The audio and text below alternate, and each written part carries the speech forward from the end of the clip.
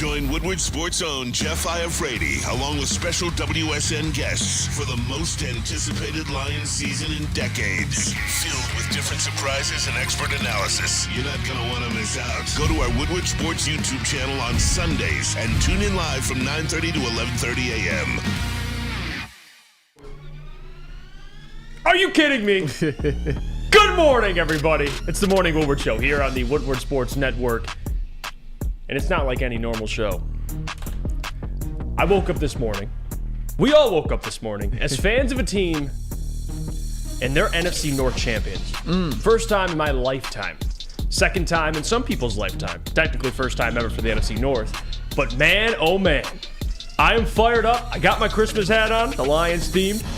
And I'm ready to go, Sam Flannel. You got your blue flannel on? How you doing this morning? You're fired up. I mean, I'm absolutely fantastic. It still almost feels a little bit surreal. I think for a time, the division became a little bit of a formality, and we sort of lost how significant it would be to actually win it. But going into Minnesota, winning that game, especially with a game-sealing interception by Ife Melifonwu after it looked like the Lions might give it away, just a roller coaster of emotions, and it was just a great weekend. It's one of those games that just carries you through the weekend, and it'll carry us through the week, and it's just a big celebration in Detroit all around right now. And there's a lot of people to start off the show and give credit to, and that's what I wanted to kind of do here to start the show because we have Matt Broder joining us as well. Hey! Matt Broder, he'll be joining us, and we'll give him the floor there to give his takeaways. We got Detroit Kool-Aid, a.k.a. Brandon Dent, in the audio booth holding it down for us. Appreciate you, my man. We'll take phone calls at 9 o'clock and 9:15 because I want to hear from the people. What does the NFC North, what does being an NFC North champion mean to you? And I want to get your guys', because it's not just us talking about it. It's a victory for all of us, all Lions fans. KG, the real KG, chilling in the TD booth for us with that Red Wings jersey. That's fire, by the way. Hey, appreciate it, man. You know I had to do a little something. You had to. But I want to start off by saying a couple of things here. Number one, thank you. The first thank you to Sheila Fordham. Biggest thank you for getting this thing right. So Sheila Fordham, when she first got here and through all the turmoil and even when she had to come out and preach patience, she did, and a lot of people didn't like it. A lot of people did like it. And look how it turned out, Sam Flannel. She was right. And she got the right people to run this organization. Brad Holmes. And even more deeper than just Brad Holmes, what about the guy who helped find Brad Holmes? Can we talk about him for a second as well? Because Corey Woods tweeted this out about Mike Dissner, who's their chief operating officer, who actually was the first one to put Brad Holmes on the radar for everybody else. And Mike Dissner, I know you're not going to get a ton of love today, but Mike Dissner, thank you. Thank you for bringing us Brad Holmes. Thank you for finding a stud. And, of course, for Sheila Fordham for bringing him in. Now, Dan Campbell, another one. Chris Spielman, everybody that had something to do with getting Dan Campbell, Brad Holmes into this organization because of what they've done the last 3 years. It's a 3-year turnaround. And I used to talk about it a lot with Adam and how year 3, you have to win your division. That's how it should be. And guess what? They finally locked it up. They won the NFC North. And to me, Sam, this is just the start. This NFC North, you look for the future and which team is on the rise. You got young quarterbacks. You got Kirk Cousins coming back from an injury. But you have a Lions team that, except for a couple guys, which I want to play their videos in a couple minutes here, Frank Ragnow and Taylor Decker, a lot of the players currently on this roster are young. Yeah. Like young 20s. All they know, especially the rookies, Jahmyr Gibbs, Sam Laporta, Brian Branch, all they know is winning. Winning the NFC North. That is ingrained in their head.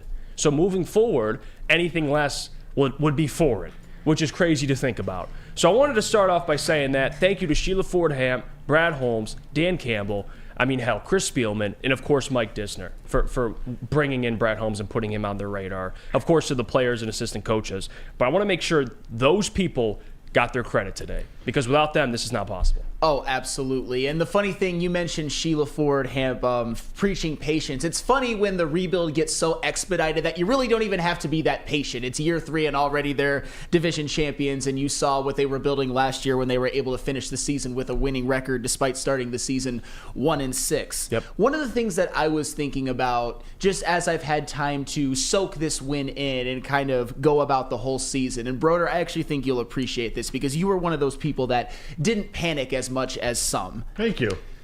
When the Lions had their bad stretch, those 7 games where I think they didn't play good football, they didn't let it torpedo their season. They didn't go 1-6. They didn't go 2-5. They didn't even go 3-4. They went 4-3 and completely steadied the ship. And then right after that stretch, they played their most complete game of the season against the Denver Broncos, winning 42-17. And even though I would say that their performance at the Minnesota Vikings was far from perfect, they went on the road in a game where they had to win that game to seal that division at that point, and they went out and did it. And they made all of the timely plays, particularly on defense when they needed to, and the offense at times looked dominant. I mean, think about this. And I want to go through a little exercise with you guys really quick because I think this is pretty eye-opening. That bad 7-game stretch I was talking about, obviously they lost 3 of them. But think about the Raiders game. I'll give you a scenario. If you were to say before that game, they lose the turnover battle 3-1, including 2 back-to-back possessions with a pick 6 and a fumble inside the Raiders' 5-yard line, would you think the Lions would have won that game or lost that game? Well, I think the obvious decision would be to lose that game. Did they lose that game? No. They won that game. And then the next game, they give up 38 points at Los Angeles to the Chargers. Do you think you would have lost that game or won that game? And just looking at that, lose. But they won that game. And then you even go to the game against the Chicago Bears at home. They lose the turnover battle 4-1. They are down by 12 points with 1st and 10 from their own 25 with 4:15 left in that game. Would you think they would have won that game or lost that game? It's a loss. But they won that game. And even going to the New Orleans Saints game, they were outscored in the final 3 quarters 28-12. Do you think they would have won that game or lost that game? See where you're going here. That's another loss. But they won that game. And that's the point. They didn't let that bad stretch really torpedo their season. Whereas conversely, look at other teams with higher aspirations and more of a history than the Detroit Lions coming into this year. You can look at the Cincinnati Bengals. Obviously, Joe Burrow going out is huge. But what was their record with Joe Burrow as a starter? 5-5. I'm just saying they kind of let that torpedo their season a little bit, and then Joe Burrow going out obviously made it seem hopeless, although they've actually played pretty well with them out. And even the team like the Buffalo Bills, who have kind of righted the ship of their season, they started 3-1, and after that they went on a stretch where they were 3-5. And then you even look at the Kansas City Chiefs, a team that a lot of people are probably going to dunk on me about today, and rightfully so. They started the season 6-1, and ever since then have gone 3-5 in their last 8 games. So my point is just I'm proud of the way the Detroit Lions were able to overcome adversity, and I feel like now they've kind of came out the other side and are starting to play damn good football again, and I hope this continues into the rest of the regular season, going to Dallas, and then obviously in the playoffs. And Broder, it's in everything Sam Flannel just said.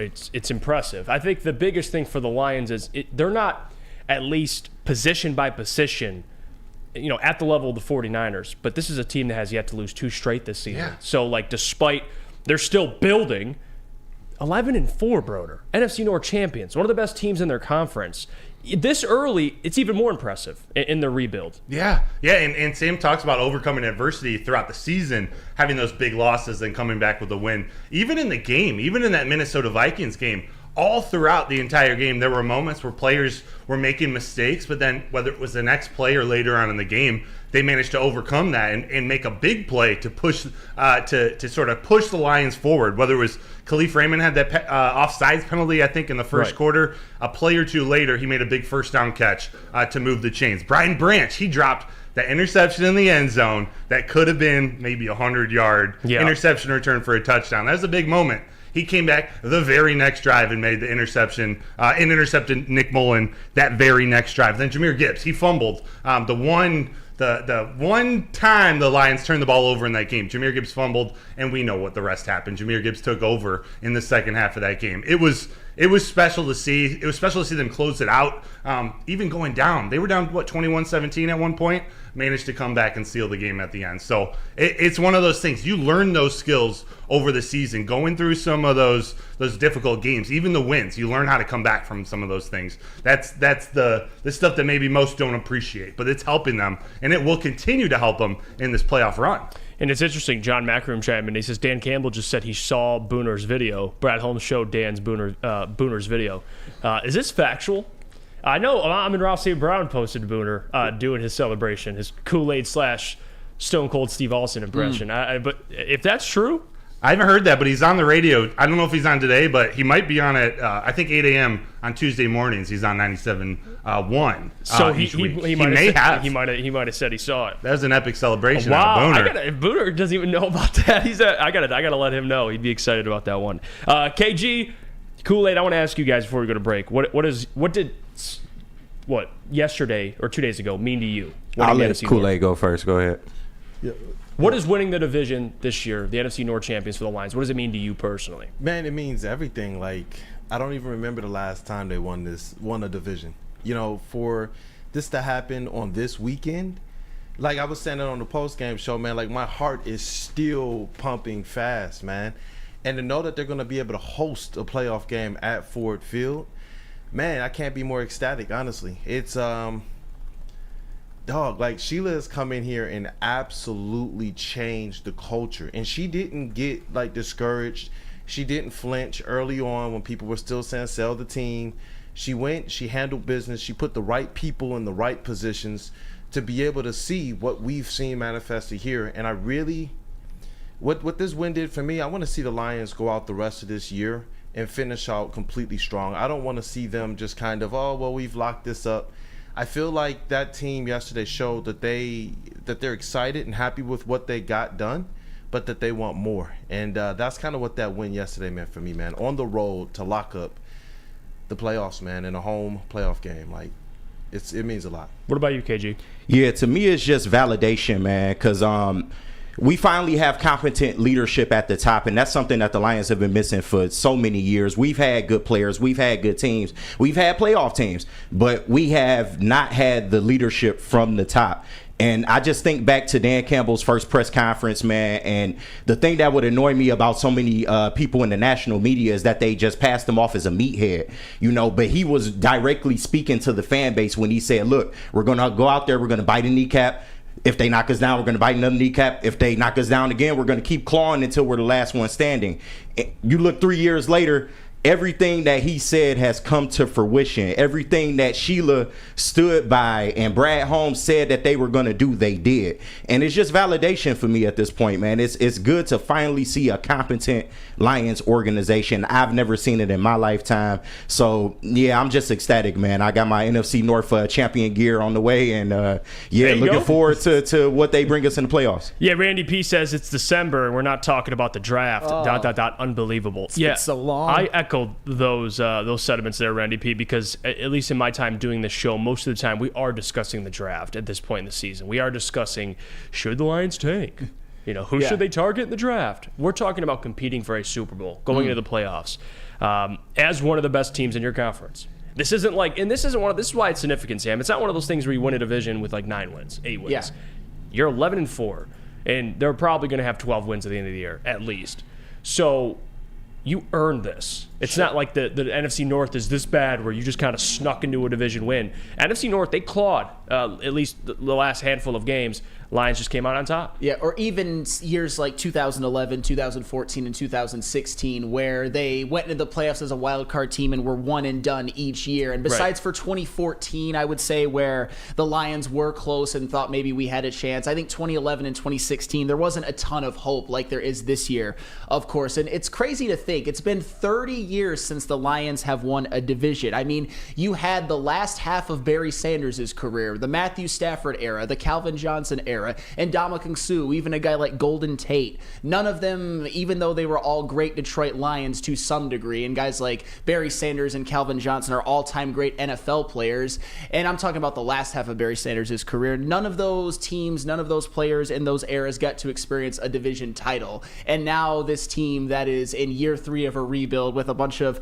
young players and with that's set up for a lot of sustained success gets to experience one. And it's just amazing the roller coaster we've gone through as Lions fans. And it seems like after all of the crap we've been through, after all of our family members telling us, like, why do you still support this team? They've never done anything for you, talking shit every time we want to watch them on Thanksgiving instead of sit at the family table. There's a lot of vindication today. There's a lot of and I think there's a lot of people that we need to think about and just give reverence to, and just, it's a very, very special day for all of us. And it should be. And all Lions fans should celebrate this. I know, at least for our fan base, the Lions fan base, winning a division is it's just significant because it hasn't happened in many people's lifetime.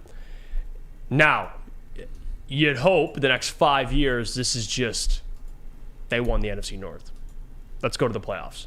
But at this point, we enjoy it because it is the first time I'm experiencing this. It's the first time many are experiencing this. It's the second time my dad's experienced this. So we need to enjoy it. We need to appreciate it, take it in. And then hopefully, like I said, down the line, just another day, another division win. That's what I look at it next year. That's how it should be when you start building something that's sustainable. All right, let's go to break. When we come back, we'll talk to Broder. We'll play some clips here. We got Frank Ragnow talking to the media, and then Taylor Decker talking to the media. I think if you want to hear two guys from this regime talk right now, it's those two guys. We'll do that when we come back. But first, I got to tell you about our friends over at Hamlin Pub.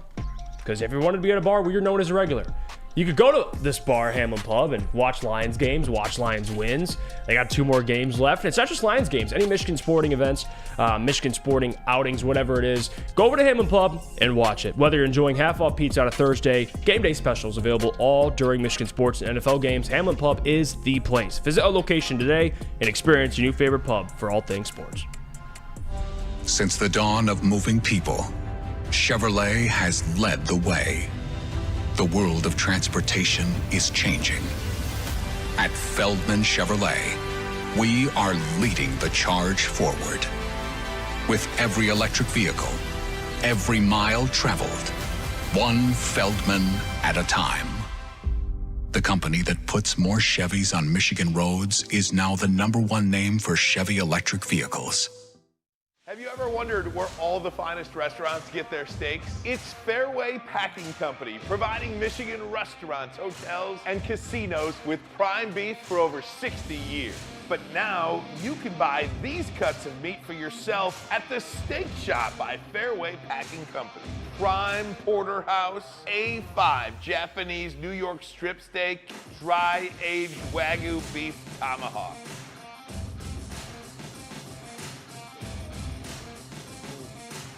Delicious.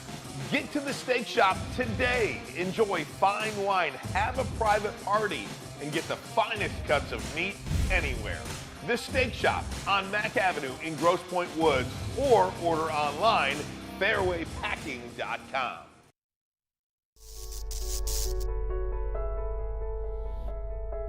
We've just received word. The world's cannabis supply has vanished. The public is outraged and has taken to the streets in response to this tragedy.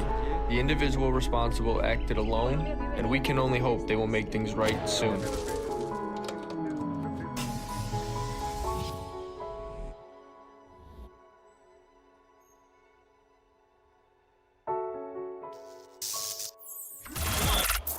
Woodward Sports' own Tom Mazaway and Sam Stick Day will be hosting our Lions postgame show after every Lions game all season long. Tune into the Woodward Sports YouTube channel for his hot-off-the-press takes, game analysis, and Kool-Aid sipping celebrations.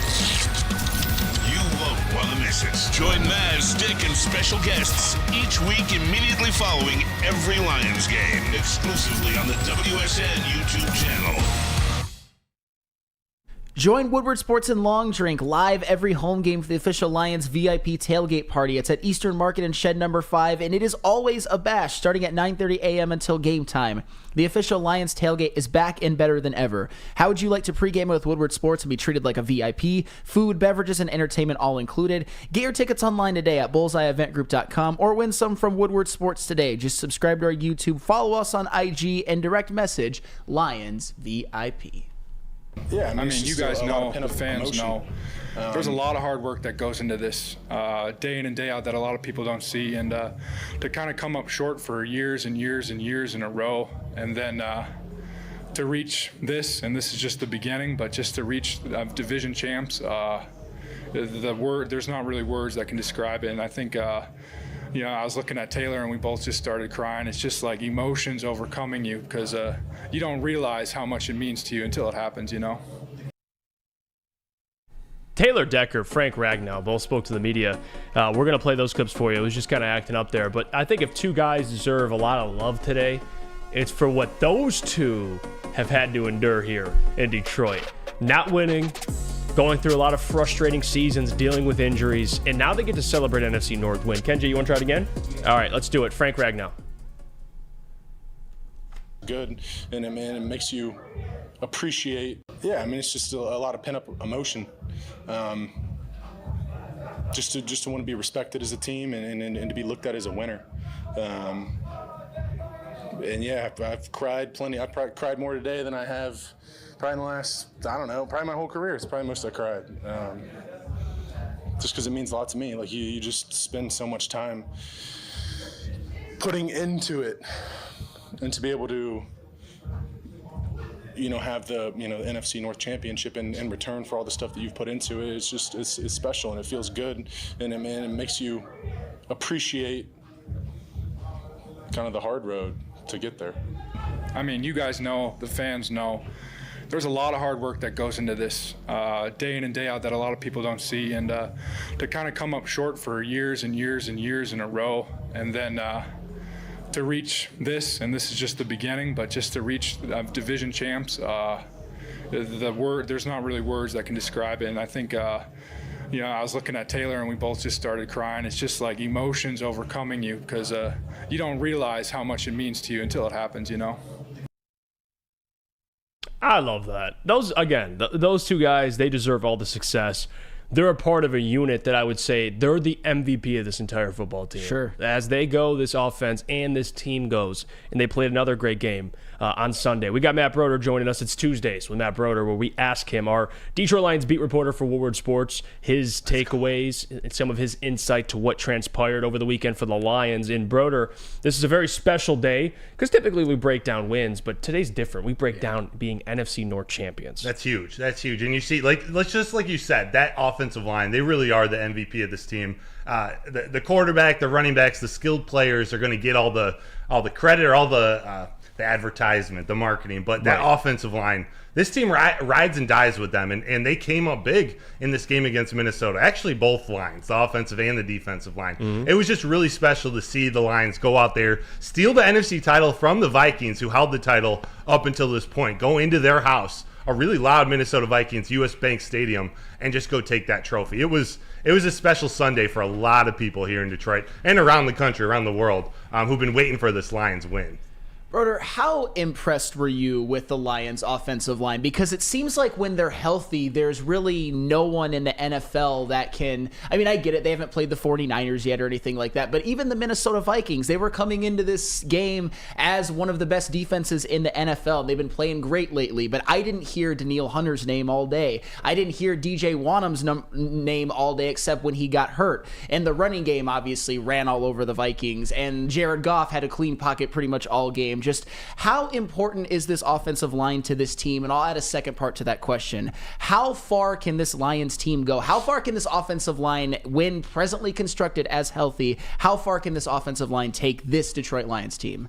So I'll start by answering your second question. Yes. The offensive line can take them to the Super Bowl. There's no reason that they can't. They're that dominant. They're that together as a unit. They've not only played together for a handful of time now, although they've had some injuries and haven't necessarily played consistently together. When they're healthy, they can go up against any defensive line in the league. Of course, the Niners, their defensive line, there are some really talented ones out there, but not many have played as good as the Minnesota Vikings. And even though Danielle Hunter wasn't necessarily getting to Jared Goff, they had a top 5 run defense, and Jahmyr Gibbs and David Montgomery ran all over them too. The offensive line is huge, and that's why I think they can go far in this playoffs. Getting the 2 seed, maybe going and getting this 1 seed, stealing it from San Francisco is huge. But this team, I don't know how else to say it. That offensive line can lead them to a Super Bowl. Yeah, I think you nailed it because, number one, if you're going to go to a Super Bowl, it's going to be on the shoulders of your offense. Yeah. So I'm with you. If they go to a Super Bowl, this offensive line, I think, is good enough to take them. And the run game, because you just nailed it. It travels. Anyone, anytime, any place. Yes. They can go anywhere in different conditions, and they can still run the football. And we had this conversation. I was even on Woodward Nights, so appreciate you guys for letting me join you on there. Woodward Nights, 8 p.m. to 10 p.m. But we talked about it, and it's one thing. It's like, okay, top 5 run defense. I get that, but so did the Bears. Bears had one of the best run defenses, but it's different when you're facing this offensive line. But one guy I do want to give love to, because Dave Montgomery's been great, but Jahmyr Gibbs has been incredible.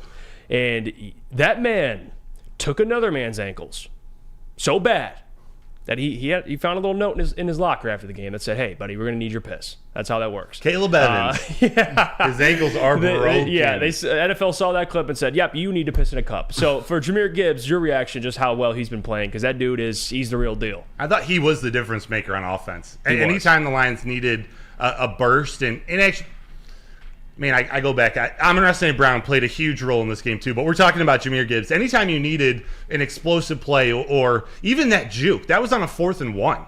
That was, they're trying to get the ball just to get a first down and move the chains. He manages to juke out DB Caleb Evans and gain another 15 or 20 yards. I think if he didn't get tripped up right there at the end, he's in the end zone for what would be a 3rd touchdown of the day. I know he hadn't had his 2nd yet, but it was everything. And that allows a guy like Jahmyr Gibbs playing with David Montgomery, allows Ben Johnson to do so many creative things. We saw the balance between the two almost throughout the game. And I remember a lot of people, they were tweeting at me in the 3rd quarter, "Where's David Montgomery? Like, why are we going away from him? We got to keep pounding the rock." They were using that time to build Jahmyr Gibbs up to go try to get that lead back when they were down. And then at the end of the game, although it wasn't my favorite drive out of Ben Johnson, at the end of the game, they were handing it off to David Montgomery and trying to pound the rock and kill time. I thought they should have done more of that. Right. Maybe threw a few too many passes there under 5 minutes. But nonetheless, that balance between those two, behind the offensive line, against a top 5 rush defense, that's strength on strength.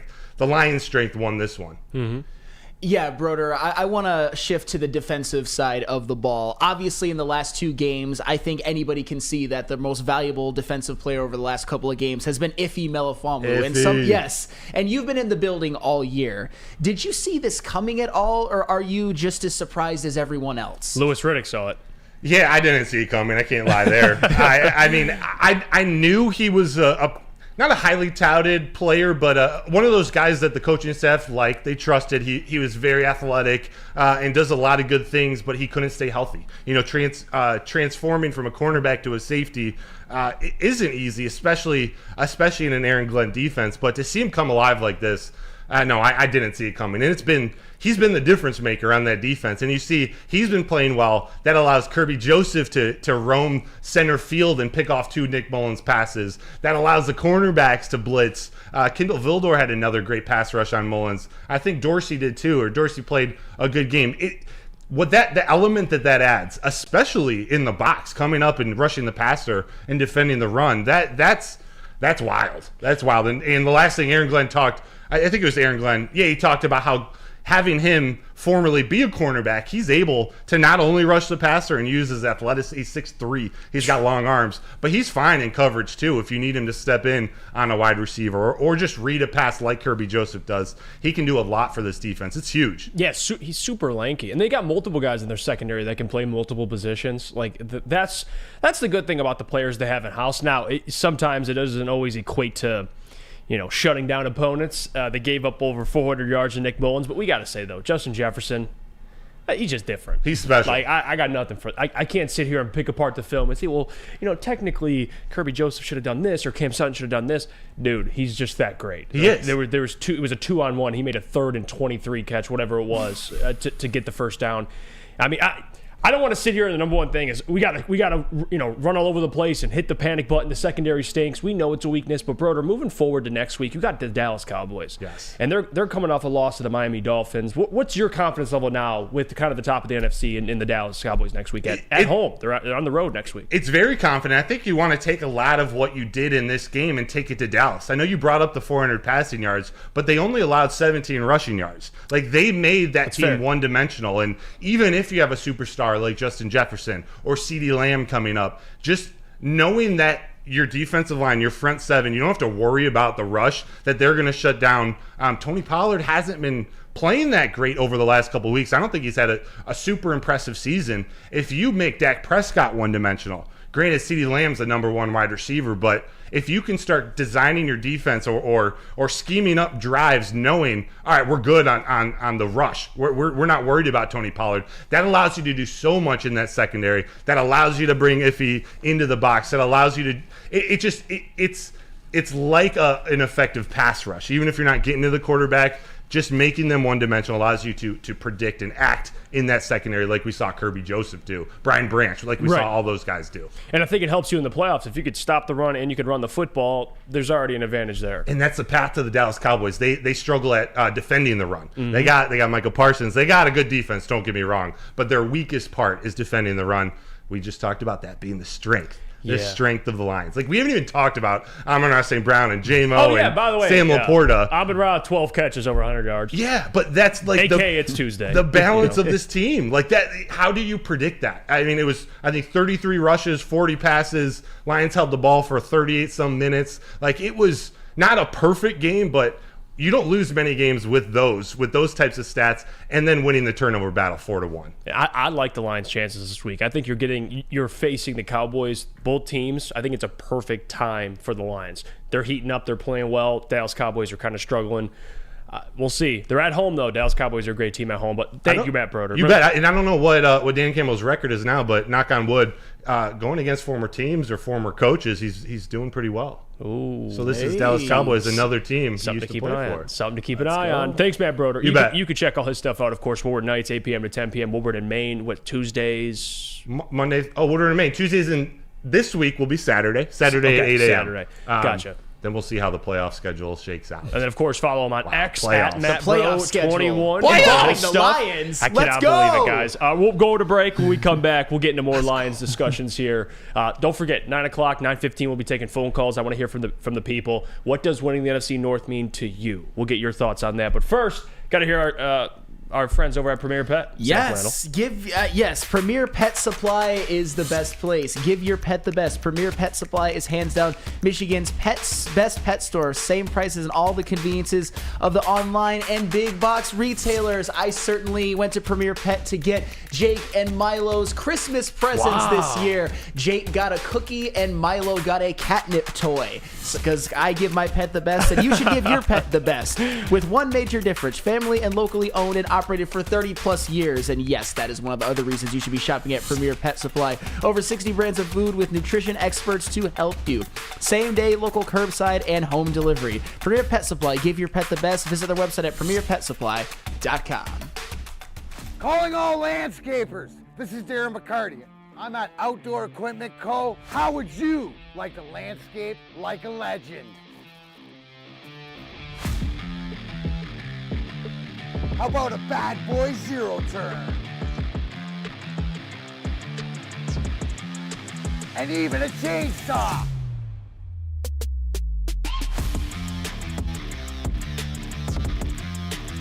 And even a weed whipper. Whether you landscape for your job or landscape for fun, get all your equipment from Outdoor Equip Co., the official equipment provider of Woodward Sports. Michigan grown, family owned. OutdoorEquipCo.com. Woodward Sports' own Tom Mazaway and Sam Stick Day will be hosting our Lions postgame show after every Lions game all season long. Tune into the Woodward Sports YouTube channel for his hot-off-the-press takes, game analysis, and Kool-Aid sipping celebrations. You won't want to miss it. Join Maz, Stick, and special guests each week immediately following every Lions game, exclusively on the WSN YouTube channel. Your home is your most important asset. Flexibility in the sales process is key. When you work with Mark White & Associates, you can cancel at any time, for any reason, without penalty. Speaking of flexibility, check this out.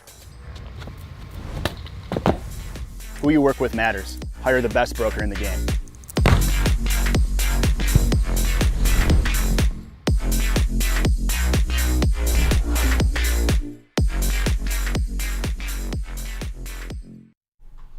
Let me tell you about our friends over at Jack Labrador, because, guys, it is the game to get, especially now Christmas is over. Let's say you're drinking with your buddies, you're celebrating the Lions winning the NFC North. What else to play than Jack Labrador? You sit around, one deck of cards, 3 games, fun for the whole family for less than $20. Draft like Brad Holmes. Draft at jacklabrador.com now or scan the QR code above for more information. We're back. It's the Morning Woodward Show here on the Woodward Sports Network, celebrating an NFC North champion, the Detroit Lions. They are the NFC North champions, and I couldn't be more ecstatic. I'm excited to cover it. It's been a fun season. Honestly, even since I've started here, being able to talk about the Detroit Lions feels like it's a win for me too. You know, having to endure what we've had to endure, and now to be at this point celebrating a division win, having to talk about the postseason, how far can the Lions go? Next week, they got the Dallas Cowboys, and we're not just assuming they're going to lose. Yeah. It's actually a good game. At least we expect it to be. I'm here with Sam Flannel, Detroit Kool-Aid, a.k.a. Brandon Dent. Matt Broder's joining us, and then, of course, Ken G. I want to get into more of this segment just designed around the NFC North, and then we'll get to Jahmyr Gibbs at 8:45, because don't worry, we're going to talk about him. But the question, or at least the statement I have for everybody at home, is the NFC North belongs to the Detroit Lions this year, but it's going to be hard to take it from them. How long can the Detroit Lions run this division? Because I do think it's not just a one-off. They're building for sustainability. It's something that Brad, had in mind when he first started building this roster out full of young players on rookie contracts that can make plays. He's got a ton of them. And some of your best players making plays are rookies or guys that are still on their rookie contract. You look at Sam Laporta, Jahmyr Gibbs, Brian Branch. That's a hell of a rookie trio there. Then you move on to guys that are still on their rookie deals. Amon-Ra St. Brown, Aiden Hutchinson, Aleem McNeil when healthy, Penei Sewell. You can go all around. Jonah Jackson, he's going to have to get paid soon. But still, these guys are all under contract. And they're not going anywhere. They're not. Amon-Ra St. Brown is not going anywhere anytime soon.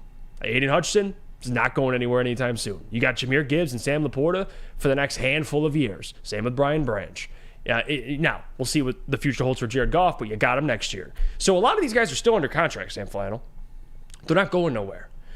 The other thing is, and like I said at the opening segment, a lot of the players that have experienced this are young, are, again, still under the rookie contracts. Mentally, and that's the mental part of the game that I think people don't think about enough. You win the division, but when you have it in your mindset that, yes, we're winners. Sam Laporta, all he knows, he's like, hey, I just got here. We're division winners. But that's ingrained in his head. They have the pathway to do it. They know what it takes. And I do think that's significant. And Dan Campbell, hell of a coach. He knows how to get these guys on track. They haven't lost 2 straight all season, which speaks volumes to what he's been doing as a head coach. But Sam Flannel, I think the Lions are going to run this thing for the near future. I don't see a team. Minnesota Vikings, they're denying a rebuild. You have the Bears, who I think have nice pieces. They do. Have to figure out their quarterback, which we'll see if it's Fields next year. They still have to figure that out. And then you look over at the Packers. And Jordan Love actually had a pretty decent year. Yeah. So we'll see what the future holds. But still, they have a young roster. One of the youngest, if not the, in the entire NFL, especially offensively. But 3 things you have to get absolutely correct in the NFL. Head coach, quarterback, GM. And the Lions, out of those 3 things, have the best. They have the best quarterback in the division. They have the best head coach, in my opinion, in the division. They have the best general manager in the division. Sam Flannel, when you have those 3 things going for you and they're all under contract, it's going to be hard to lose this division. Obviously take away injuries, but if this team's healthy, Sam Flannel, it's theirs to win, and it's theirs to keep for the near future. Yes, I believe that. And I love we can have this discussion now because the Lions just wrapped up the division. And I'm not saying, and this is going to sound like a lofty comparison, but just bear with me.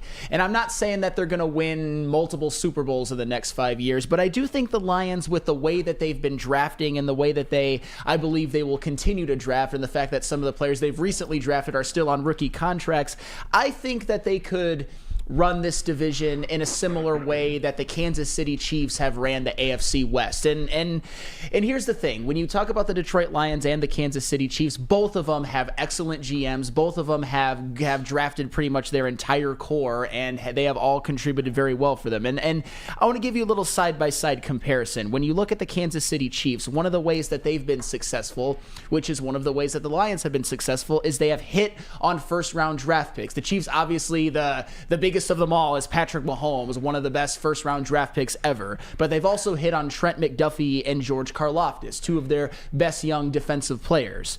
The Detroit Lions have also hit on their first-round picks recently with Penei Sewell, with Aiden Hutchinson, with Jahmyr Gibbs. Jamison Williams looks like he is emerging. And you even go back, and I can't believe I'm mentioning this guy's name, but you even have to give a guy like Bob Quinn credit for drafting Frank Ragnow and Taylor Decker in the first round. He could during draft his offensive tenure. linemen. He could, and That's it. And you have to give him him credit for that, and all of those guys are still there, and obviously Decker and Ragnow are on second contracts, but a lot of these guys are young and up and coming. But also, a team like the Detroit Lions have also hit on a ton of later round picks. You look at even another Bob Quinn pick in 2020. They drafted Jonah Jackson in the 3rd round. I think that was a steal. In 2021, they drafted Lee McNeil in the 3rd round, which I think is turning into a steal. Ife Melifonwu, somebody that we all wrote off, is now looking like a viable draft pick. And then you look at Amon-Ra St. Brown, which is the greatest draft pick of them all, 4th round superstar, and then Derek Barnes, 4th round starting linebacker. And you also look at the Kansas City Chiefs, who also did things like that. Travis Kelce was a 3rd round steal back in the day. In the 2016 draft, the Kansas City Chiefs got Chris Jones in the 2nd round and Tyreek Hill in the 5th round. I'd say those guys were pretty integral, at least in their success early, particularly in their first Super Bowl when Tyreek Hill was there. And then you look at 2020 for the Kansas City Chiefs. They got Willie Gay in the 2nd round, L'Jarius Sneed in the 4th, and Mike Dana in the 5th. And in 2021, they got Nick Bolton in the 2nd, Creed Humphrey in the 2nd, and Trey Smith in the 6th. And then you move on to 2022. You got Kirby Joseph in the 3rd, Malcolm Rodriguez in the 6th, and James Houston in the 6th. I think the jury is still a little bit out on Malcolm Rodriguez and James Houston moving forward, but they're 6th round picks and they've contributed, and James Houston is just because of injury. And then you look at 2022 for the Kansas City Chiefs. They got Isaiah Pacheco in the 7th, Leo Chenal in the 3rd, Brian Cook in the 2nd, Jalen Watson in the 7th, and Joshua Williams in the 4th. My point is that these teams are, a lot of the same trends are going on with the Kansas City Chiefs and the Detroit Lions, hitting on a ton of draft picks, including lower round draft picks. You even look at 2023. Sam Laporta in the 2nd round. I think that was a massive steal. He's arguably the best tight end in the NFL as a rookie. Brian Branch in the 2nd round as the 45th overall pick is a huge steal, I would say. I think he was a 1st round talent, and he's been one of the best rookie defensive backs. And then in 2023 for the Kansas City Chiefs, you got Rashee Rice in the 2nd round. I'm not saying that the Detroit Lions are going to be the next Kansas City Chiefs or anything like that, but one of the ways the Chiefs have been successful is they've won the division all 5 years that Patrick Mahomes has been the starting quarterback. I'm not saying that the Lions are going to win 2 Super Bowls in the next 5 years, but would it shock you if they were at the top of the division for the next half a decade? Do you think it's set up for them to have that kind of sustained success? I do, with the way that they've been drafting and the way that I trust Brad Holmes to continue to draft. That's why I kind of compare them to the Kansas City Chiefs with the amount of draft picks that they've hit on that have helped them accelerate their success, and the Lions' future success and current success with their first division title in 30 years. And they got another 7 draft picks this upcoming draft. And I'm telling you, probably 5 at the very worst of the 7 will be impactful players, given Brad Holmes' draft history. That's about what you think. So you got a 5, at least 5 of the 7 picks this upcoming draft will be contributors. So you've got more players coming. They can fill in some holes, at least for the weaknesses on this current roster. And then you got money to spend as well. So you factor all that in, Sam. They're going to be at the top for a while, I believe. Obviously, given if the team's healthy, which injuries are a part of the game. But Broder just gave me a little nugget here, and this is breaking news. And I think Dan said... Yeah, courtesy of John Macaroon via 97.1, his interview. I believe it's the Stoney and Jansen show. Yep. Do you want me to take it? Yeah. Tell the people. Dan Campbell expects James Houston's 21-day clock to start this week. Woo! Yes. So he said other guys are improving. There's a good chance. This is via All Lions doc, John Macaroon's site right now. Check out his Twitter. Other guys are improving. There's a good chance we start Houston's clock. And there again, Lee McNeil continues to get better. But this is going to be one of those things that it takes a few days here to decide exactly where we're at. So James Houston, Lee McNeil likely coming back soon. I don't expect to see James Houston this weekend, but soon. Then you're adding CD Deuce here soon. We got some artillery coming back for the Lions. This could be like Doc said in the chat, they could be a threat in the playoffs. Yeah, you get James Houston back with 2 games left. I know it's tough because he's coming off a significant injury, so we don't know if he'll be James Houston right away, but you get 2 games for him to kind of get into a rhythm here, get his legs back under him before the playoffs. So that's great. And you get C.J. Gardner-Johnson back this week, assuming. So you get 2 big-time players on your defense. And you know what's amazing about that? And I know it's still not likely, But all of the sudden, the 1 seed is back in play with the Baltimore Ravens taking care of the San Francisco 49ers last night. I'm not saying that the Lions are going to get the number 1 seed. I'm just saying that it's not over. And if you get the number 1 seed, you get a bye, which gives more time for C.J. Gardner-Johnson to rest up, more time for James Houston to rest up. Hell, that might end up being his first game back, would be the first playoff game. So a nice little bye in between like the games would, I think, serve a Lions team that has some defensive players that are coming back very, very well, and it could happen. And you honestly, you take that 1 seed every single time. Yes. I don't give a damn if they have a bye week and people would say, well, are you scared they're going to be rusty? No, I don't care. Take the 1 seed. And I guess Peter Schrager just tweeted out that if the Rams beat the 49ers at the end of the year and the Lions win out, they can win the 1 seed. Or they can have the 1 seed. So we'll see. Rams are playing well, and the Lions control their own destiny at this point. Just win out. Win the last 2 games. And let how the cards fall is how they fall. Yep, and the Rams are fighting for playoff positioning, and the 49ers. They've had some struggles over the years with the Rams. The Rams are a tough team. I'm just saying the air of invincibility surrounding them, I think, has dissipated a little bit, particularly with one Brock Purdy. Yeah, well, yeah, I kind of.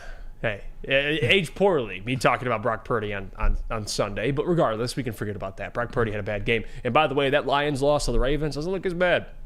That's a great They do point. it to everybody, guys. It's okay. I called my dad. He's because after that Ravens loss, he's hitting the panic button. He's like, "This team is screwed. They're frauds." Because my dad's an SOL. I mean, he's seen Sounds so like my much. dad, too. Yeah, he's seen so much that he's just like prone if he sees something. And then he called me this morning. He goes, "What the hell happened to the 49ers?" I was like, "I don't know, Dad. Are they frauds now? Like, what are we doing?" And he's like, "Well, no. It's the NFL, man. Teams lay stinkers. It is what it is." Eagles just got through theirs. They almost lost to 2 quarterbacks, Tommy Cutlets and Tyrod Taylor. And then you had the 49ers get destroyed by the Ravens. Oh, yeah. How's Tommy Cutlets doing? Well, on the bench where he belongs. Well, hey, still a legend. I don't know. I get really mad at that. I just don't like that guy. I don't like cult of personalities over bums. Yeah, and that's the bigger thing to take away when you watch those 2 teams face off last night was the defenses. Like the Ravens and the 49ers. I know the final score, you'd say, well, if you watch the game, at least up until halftime, those defenses, man, that was a bloodbath. Yeah. It really was. This isn't the day to crap on the 49ers defense because you're going to be put in some bad situations when your quarterback throws 4 picks. No question. That's just the reality. No question about it. All right, let's go to break here. When we get back, we'll talk about Jahmyr Gibbs. Maybe we can squeeze in a little J-Mo talk, huh? Sure. Whatever you want. Does that sound great? Whatever you want. All right. I mean, I just figured a guy that back-to-back weeks has kind of topped his career high in targets and catches. I think we have to talk about it. Could be wrong.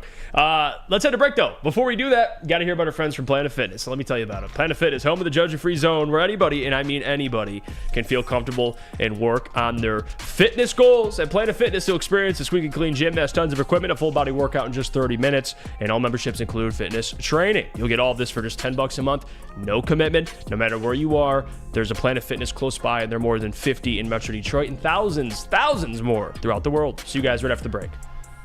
Come to Lady Jane's for an award-winning haircut experience and register for a once-in-a-lifetime opportunity to win an all-expenses-paid suite for the 2024 NCAA tournament for you and 5 of your best buds. Lady Jane's open 7 days a week. Walk in anytime. It's wicked awesome. Brace yourselves, Detroit. As the sun begins to set, 2 of Woodward Sports' brightest young stars will be taking the mic for a brand new show. Woodward Nights with Spooner and Broder. The dog days in Detroit are over, and the boys are unleashed. Join in on the banter and hop on the bandwagon of the #1 night show on the internet. Tune into the Woodward Sports YouTube channel every weeknight from 8 to 10 p.m. Woodward Nights with Spooner and Broder.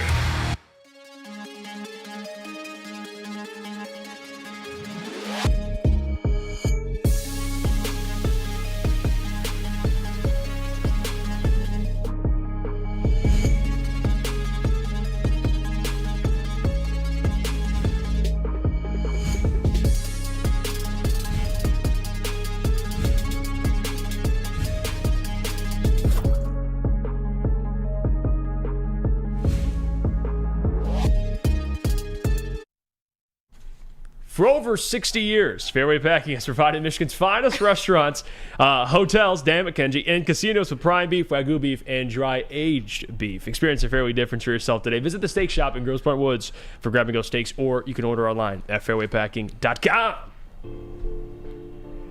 I want to point this out, too, before we get to Jahmyr Gibbs, because I just see a random comment, and just made me think of it. Bo Booth, shout out to you. He says, shout out to Antonio Pierce.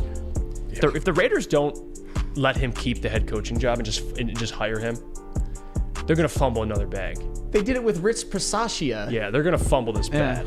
So, by the way, Antonio Pierce, you better be the head coach of the Raiders. He deserves that. Yeah. That was a little side note. Anyway, let's bring up Jahmyr Gibbs because, guys, I don't think people understand really how good he's been all year. And I think credit's definitely deserved. I think you got to give love to Jahmyr Gibbs. And I saw this on X yesterday, and I want to make sure I read it off. Jahmyr Gibbs now has more rushing yards, 872, than Travis Etienne, Saquon Barkley, and Josh Jacobs. More rushing TDs, has 9 on the season, than Joe Mixon, Alvin Kamara, James Cook, and Tony Pollard. Has more yards per carry, 5.7, than every single running back in the NFL, with the minimum amount of carries, of course. And he's done it in how many attempts? 154 total attempts. And we had this conversation on Woodward Nights, and me, Broder, and Booner, we had this conversation, and we talked about kind of like him being an MVP candidate. Louis Riddick called him that, but more so, what could he be if he didn't share a backfield? Because I do think this man could be super, super productive. But to be honest, Sam Flannel, I actually like how they're using him. They keep his legs fresh. You kind of see it now this year with Tony Pollard. Tony Pollard with Zeke versus Tony Pollard without Zeke. Not saying this would happen to Jahmyr, but it helps when you're able to split carries. You're keeping Jahmyr fresh. It's different when you're the 1A back and there's not a 1B. The entire offense kind of rides on whether you play well or not. There's a lot more pressure. But for Jahmyr Gibbs, he just makes it work. He makes guys miss. He's incredible to watch. He's explosive. And every time he touches the football, and I haven't really felt this way in a while, there's only been a couple players that I've gotten to see in just the NFL in general where when they touch the football, you're watching to see what happens. Jahmyr Gibbs is one of those guys. Sure. When he touches the football, I'm going, he could take this. This is a home run. It could be. And even against a defense that only allowed one 20-yard run per year, or this year, like they contain big plays from running backs. What did Jahmyr Gibbs do? Say, cool, I'll just have a couple big plays today. Yep. So Jahmyr Gibbs has been incredible, Sam Flannel. He's worth the pick. I don't think anybody can question it at this point. The whole Bijan, screw the Bijan conversation. Jahmyr Gibbs is a Lion, and he's a fantastic player. And I actually like how they're using him. They're using him in the passing game. Him and David. David's the more wear you down back, and then you got Jahmyr to get you when you're already tired, and it's hard to tackle him. It's nearly impossible to tackle him. I have no problem how he's being used, but even with the limited sample size, Sam Flannel, he's been incredible. Incredible. He's already, you could argue he's a top 10 back, but more so on the front half of that. He's moving up. He's damn good. Yep, and I think that there's no reason why he can't be the best back in the NFL as early as next year, maybe more realistically year 3, but still he's got that kind of talent. And while we're giving Booner so much credit, and it's kind of been like the weekend of Booner, I'll say it again, I've conceded the Gibbs and Bijan argument is 100% Gibbs right now, even though Bijan has been very, very good, especially because Gibbs is ours. I've got nothing but love for him, and he's had a phenomenal year. And Jahmyr Gibbs, and I think this is going to happen. I think it's very, very likely. He will get what I consider the holy grail of stat lines for a Lightning back to like a Thunder, which David Montgomery's the Thunder and Gibbs is the Lightning. Right. I think he will get over 1,000 yards rushing on fewer than 200 carries. Ooh. Just imagine if before the season you would have been told that would happen. We would have all been doing backflips. We would have all have very, very quickly, myself included, who had some questions about the pick, stopped questioning it and just embracing it, because that just shows that you are a weapon. And you talk about how every time he touches the ball, you kind of hold your breath and think that something big is going to happen. I mean, the numbers bear it out too, because he leads the NFL in 20-yard runs with 10, and he leads the NFL among qualified running backs in yards per carry. And oh, by the way, against the Minnesota Vikings, he didn't get a 20-yard run. His long was only 18, so damn, he must have had a bad game. I'm kidding, obviously. He still gave you 15 for 80 on 5.3 yards per carry and 2 touchdowns. And one of the things that impressed me about him, and I think we have to give him credit for this today, If you were told going into the season that a rookie running back was going to fumble at least once or have a fumble-less season, you would have said, yeah, he's going to fumble a time or two. But up until this point, Jahmyr Gibbs had not lost a fumble. But he did in this game, and the coaching staff obviously, and it was early on in the game, and the coaching staff obviously went back to him many times throughout the game. They trusted him, and he more than made up for it. And sometimes that's what you need to do. All rookies are going to make mistakes. All rookie quarterbacks are going to have games where they throw a bunch of interceptions. All rookie wide receivers are going to have drops. All rookie cornerbacks are going to get burned, and all rookie running backs are going to eventually fumble, and Jahmyr Gibbs more than made up for it. He has been, I would say, in terms of running the football, a bit of a revelation, because I don't think anybody, as much as some people liked the pick, thought that he was going to be an 1,000-yard rusher, particularly on more than 5.5 yards per carry, and it's more than likely. And you also have to be impressed with the fact that he has 9 rushing touchdowns after having 0 up until the Baltimore Ravens game. It just seems like every single game. It's like how David Montgomery's been throughout the season. It's with both of them, at least for the last half of the season. It's almost death, taxes. Either Monty or Gibbs gets a rushing touchdown, and sometimes both. It's been amazing, and he's half of the best running back duo in the NFL. Broder, Blade comments this. Shout out to you, Blade, by the way. Much love to you. He says, it's crazy we got rid of both backs from last year, and we have a better run game. Yes. And Jahmyr Gibbs, like, to give you context, he's 34th in the NFL in carries, but he's 12th in yards. Yes. So if you think about it, every time he touches the football, something happens. It reminds me a lot of when I talk about J-Mo, but not on the same level. I don't want Sam to freak out there because Jahmyr's been incredible. But it's that same, when they touch the football, you're like, uh-oh, something could happen here. And they got a lot of players like that in the Lions offense. They do, and Ben Johnson used them yesterday. You even saw some creativity to Khalif Raymond earlier in the game. There were a couple plays, but the one where David Montgomery, he started to rush, then he passed it back to Khalif Raymond, who then scampered forward for, I don't know if it was a first down, but close to a first down. But you're right. Those two, anytime they touch the ball, they could take it to the house. That's what makes them special. And to me, Jahmyr Gibbs, and we talked about this a little bit on Woodward and Maine. I don't mean to put him in the Barry Sanders category yet, but some of the similarities I see when he runs between the tackles and that defense collapses. Jahmyr Gibbs is so good at bouncing it to the outside where there's so much more space, breaking one tackle and then gaining, 10, 12, 20, 30 yards. It's something not many running backs can do, that lateral agility. He's special, man. Yeah, it's a second and third level. He's just making guys miss. It's impossible. It's like he's, it's you can't tackle him. You just can't, and he makes it difficult. Now, when he was first drafted, the vision I had was Mark Ingram and Alvin Kamara. That was my vision for this backfield, and I'd like it to stay that way. I know Monty's under contract, but I like how they're currently using Gibbs. I have no issue with it. Kenji, what are your thoughts on Gibbs this year and just him sharing the backfield with Monty? Because I do think it's the best thing to do right now. That 1-2 punch they got. Yeah, absolutely. I like the plan of keeping his legs fresh. You don't want to overuse your running backs. We know the shelf life on running backs in this league, but Gibbs has been absolutely special this year, guys. And I said it on Woodward Nights, like he is everything that we wanted DeAndre Swift to be. He's versatile. He can work out the pass game, but also he's not afraid to put his head down, get between the tackles, and his speed is unbelievable, man. And they've just done a great job at utilizing him. Ben Johnson, you got to give him credit for really knowing what he has with this weapon in his offense and utilizing it to the best of his ability. He's not even the RB1 technically, and he's doing all this. So it's been absolutely amazing. Yeah, it's like he's covered in butter. I don't get it. Real. Like he's tearing ACLs, making guys miss. So Jahmyr Gibbs, he's a player that's heating up at the right time. Same with Jameson. All these guys playing their best football right before the playoffs. That's how you want it. No matter what happens in the regular season, early on, throughout the middle of the season, if you struggle, as long as you're heating up towards the end, you're going to be okay. And this run game is doing that. Jeff and Sam, could you argue Ben Johnson is coaching his best football or calling his best games? Yeah. Or heating up at the right time too? I would 100% agree with that. Yeah, it feels like that. Same with the defense a little bit. I love that they elected to receive. They won the toss and Ben Johnson says, I want that ball. Give me the football. Yeah. Brian Flores fired me when he first got to Miami. Give me the football. Ben Johnson versus Brian Flores. He said, I want this matchup first.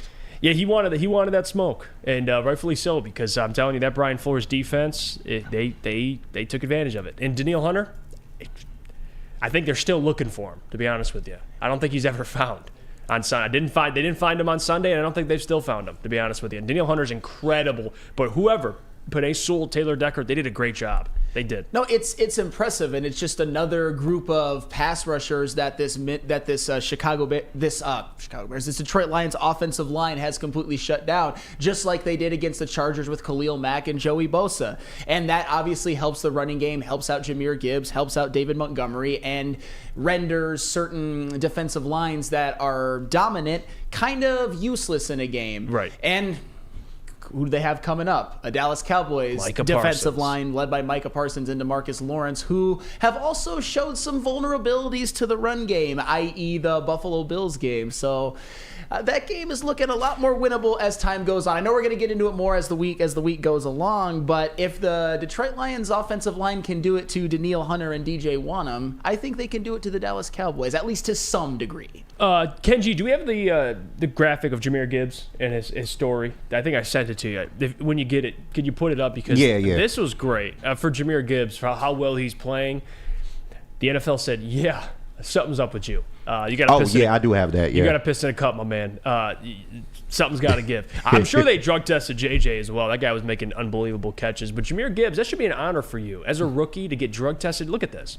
Right, look, printed right there. You have been selected by the NFL Drug Testing Program's independent administrator to complete a performance-enhancing substance test today. Please report to the drug testing area ASAP and meet with the doping control officer, and piss in a cup because you're too good. That's what that means. Right, what type of shit is that? That is, and that should be an honor. That should be an honor right there. All right, let's go to break here. When we get back, we'll get to phone calls. Please, I will put the number in the chat if you guys want to call up, kind of speak on what this division means to you, winning this division. What does it mean to you as a Lions fan? Because, again, it's not just us talking about it. I want you guys to feel a part of it. It's a win for you guys as well, for all Lions fans. We'll talk to as many as we can. If you want to call up, you're more than welcome. But first, we got to hear about our friends from Swiss Insurance. Do you have football on the brain? Of course you do. This football season, and particularly this past Saturday, clinching the division has been awesome. It's also a perfect time with the Lions clinching the division to also shop your home and auto insurance. Why not use that good juju? Shop it like a pro with Swiss Insurance. They cover Woodward Sports Network, and they should be covering you too. Ask for Market Swiss Insurance today at swissins.com or call 248-800-4177. Again, that is 248-800-4177, Swiss Insurance. I could do that. Feldman Chevrolet, Detroit's #1 Chevy dealer, 18 locations. There's a Feldman dealership in your backyard. Visit feldmanauto.com to find the location nearest to you. Since 1996, Feldman Automotive has been driven to provide a fast, convenient, first-class car buying experience called the Feldman Advantage. As long as they've been open, Lions haven't won the NFC North. They did it. Catch Woodward Sports live from Feldman Chevrolet in Novi every other Monday. Where's the most convenient place to get that big fitness energy? It's Planet Fitness. Join today for just $1 down, $10 a month. With over 2,400 locations and equipment for every workout, you can get in, get energized, and get going. And with free fitness training and most clubs open 24 hours, everyone belongs in the judgment-free zone. So join today for $1 down, $10 a month, no commitment, cancel anytime. Woodward Sports' own Tom Mazaway and Sam Stick Day will be hosting our Lions postgame show after every Lions game all season long. Tune into the Woodward Sports YouTube channel for his hot-off-the-press takes, game analysis, and Kool-Aid sipping celebrations. You won't want to miss it. Join Maz, Stick, and special guests each week immediately following every Lions game, exclusively on the WSN YouTube channel. At work and at home, we're there with smarter security solutions. Featuring complete automation with customized alerts and more. For over 90 years, we've been the company that's been counted on to protect what matters most, all with personalized service and care. Right now, for a limited time, receive a free video device plus free installation with a new home system. Guardian Alarm. We protect Michigan. Join Woodward Sports' own Jeff Iafrate, along with special WSN guests for the most anticipated Lions season in decades. Filled with different surprises and expert analysis. You're not going to want to miss out. Go to our Woodward Sports YouTube channel on Sundays and tune in live from 9:30 to 11:30 a.m. Just in time for football. Glorious Cannabis is dropping a new ice water bubble. Y'all know baby Mustarito. All right, just in time for football. Glorious Cannabis is dropping a new ice water bubble hash infused pre-roll called Honolulu Blue. It smells so good. It's like the first whiff of a playoff win in 31 years. On the way, by the way. It's a gassy, aggressive strain named in honor of Detroit football. And if you ain't got your hands on it, man, you got to go to Dispo and get one for 25% off. And you can get that at gloriouscanna.com. We're back. It's the Morning Woodward Show here on the Woodward Sports Network. It'd be a great time to smoke that Honolulu Blue. Damn right. Celebrate being NFC North champions. I want to talk to the people. We'll put the number in the chat, KG, if you could, for us, and I'll type it in there. You can just pin it. Yep, got for it. people that. And if you already have the number, we'll get to you in a second here. I know Kool-Aid's talking to some people on the phone lines. Jam-packed already. Yeah, they're jam-packed. All right, let's bring in the first person. Let's get to as many as we can. I want to let the people talk today. All right, let's go. You know who called in number one? Mr. Energy himself, Devin from Inkster. Let's go. Yeah. Devin, welcome to the program. Devin, how you feeling? Post-Christmas, NFC North champions. What's on your mind? Oh man, I feel I'm good. I did not wear my work uniform today at all. I literally have Kingdom Nest gear on, and you probably can't recognize me as a girl guy. But it's okay, because after 30 damn years, we the damn men's division champions for the first time, guys. That's unfathomable. I think I got blocked. I got banned off of Facebook for like a week because I used too many profanity words in my stories. But you know, fuck it. I could go at least cuss. I know I can at least cuss. I won't get banned out here unless I go out the sign on them. We got you. Let's talk about these guys. Man, it was an all-star game in the aspect of like just everybody stepping up in a way that you've never seen before. And you could tell in their eyes they wanted that. It was a game of who wanted it more at the end. And we all, even though we had Kool-Aid, we had the new guy Kenny picking on a blowout game. Let's be honest, this is a division game. We all thought it was going to be close, but for the fact to come down to a pick and see it, it was like so poetic, man.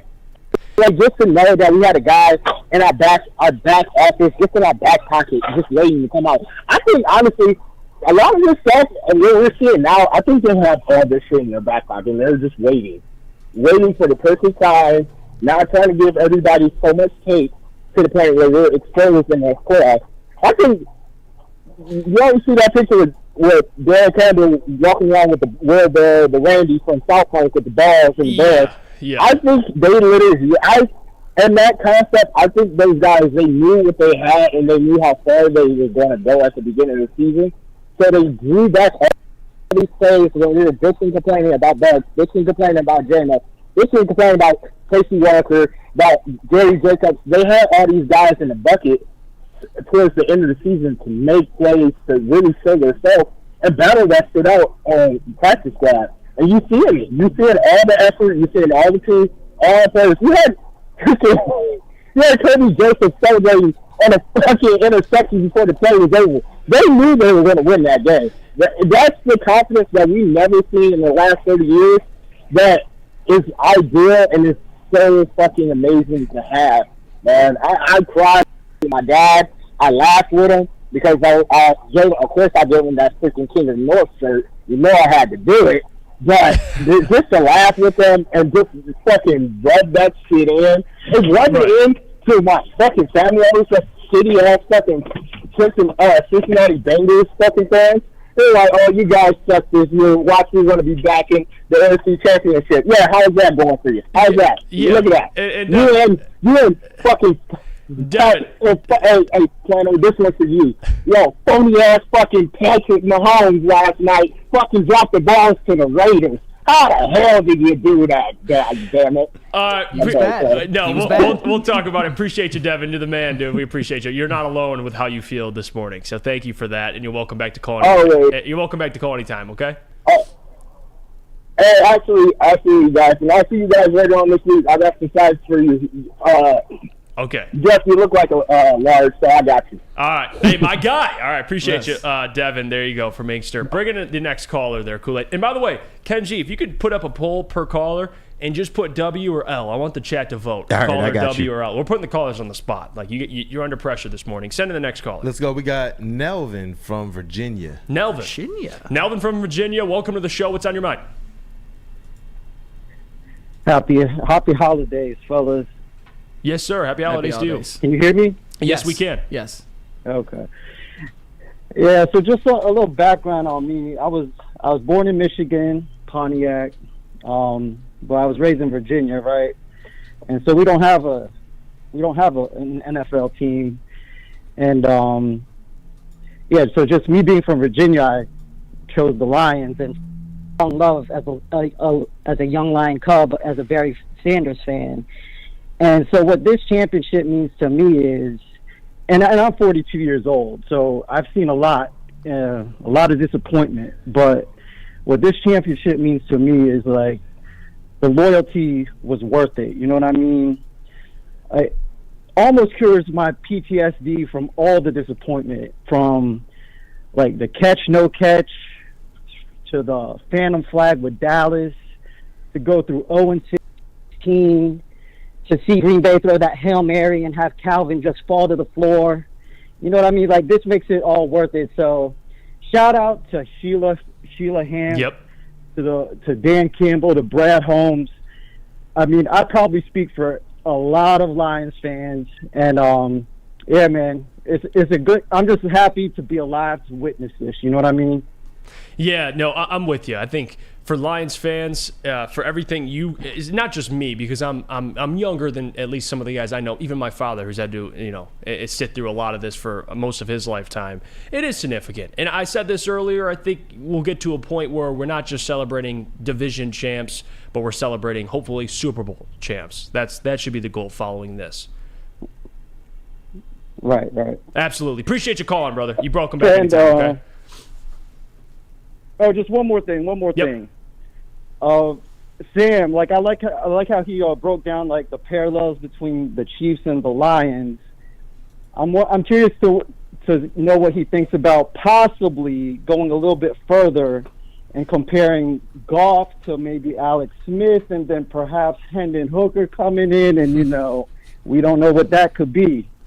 Hey, I mean, but yeah, I'll leave it with that, fellas. Yeah, let's go Lions. Go Lions. Appreciate the call. No, it's funny because obviously when you look at those two teams' drafts, the best draft pick either of those teams has made was Patrick Mahomes, but maybe we've got our Patrick Mahomes and our third-round pick, Hendon Hooker. Obviously, I don't think he's ever going to be Mahomes, but I don't necessarily hate it, although to Jared Goff's credit, I think he's played better these last couple of years with the Lions than Alex Smith ever did with the Chiefs. Yes. But I get it to some extent, and I don't think a third-round quarterback is ever going to be Patrick Mahomes. Mm-hmm. And honestly, I don't think any quarterbacks this team has to. You have 2,000-yard backs. Sure. And one of the best offensive lines, a plethora of weapons, and great coaching. So, you don't have to be Mahomes, but hey, if you have Mahomes, great. Yeah. People would say that Mahomes stinks because of what's going on this year. It's funny to talk about it. Bring in the next caller, Kool-Aid. Who do we got? Hey, definitely. We got Hassan from Minnesota. Hassan from Minnesota, all the way out in Minnesota, celebrating an NFC North champion. How you feeling this morning? Kings of the North, man. I was at that game. It was a hostile environment, man. And for us to come out like that, Iffy was a baller, Amon-Ra was a baller, Jameer was a baller. We had good teams before, but for us to win the North like this, it just shows that we're headed in the right direction. Yep. We're a competent franchise finally. And shout out to Brad Holmes, Sheila, and Dan Campbell. And shout out to the defense for showing up like that. Man, I couldn't be more happier for this team. For us fans, we deserve this, man. What was the first thing that went through your head when Iffy intercepted the ball to close the game? What immediately went to your mind? I almost lost my voice the way I was screaming, dude. Like, to see all those fans in shock as well. Yeah. Those fans were just like, they were just like stuck in them, but they didn't know what to do, man. I was just so happy. Oh my God, dude. Like, this is a brand new Lions, Yep. man. I'm just so happy for us. Man, Hassan. Oh, my God. Hassan, you're the GOAT, man. Appreciate the call. I'm with you. I share all the same sentiments. Brand new Lions, absolutely. All right, have a good one and call back. We'll get you back on the line. Now. Yeah, that's next. I'm with you. Playoff win, please. That's all I ask for. Playoff win now. Yep. That's the next There we checklist. go. That's the next thing on the checklist. All right, appreciate you, Hassan. Thank you. Bring in the next caller, Kool-Aid. Who do we got? We'll try to get through some of these before we go to break. Yeah, definitely. We got Woody from Pennsylvania. Woody A from lot of people Pennsylvania. From out of town. You got it. You might need to turn off what's in the background there, Woody, because I can hear myself. Okay. All right, Woody. That might be Woody. Woody, oh, we're good? Oh, I think we're good now, Woody. Woody, I want your thoughts. We're getting a lot of Lions fans out of state. So what's your thoughts kind of on the Lions, NFC North champions? Well, I've called in a few times on the post-game show. I'm 45. I've liked the Lions since I was 5 years old, so 40 years, and I feel like I'm a misplaced Michigander. I like Michigan football. Sam Flannel, been a fan since I was 8 years old. Let's go. And I'm a Tigers fan. I've been out to Detroit with my kids, drove out a couple times to see games. This is, without a shout, one of the best moments of being a Lions fan. Like, I don't have any family members that are Lions fans. I've been laughed at since I was a kid. Like, I don't have that inner circle. Like You guys, I wish I could be a part of that watch party. My kids cheer for them with me. I would like to say that I found you guys in February, and you guys have been like my Lions family. I watch you guys every morning. I watch all the shows. It's great to be a part and watch guys that share the same sentiments as me, because I don't have that. So it's like you guys have helped me be a Lions fan, and just being able to watch you guys talk, because you can't get that anywhere else. None of the other places, TV, ESPN, they don't care about our team.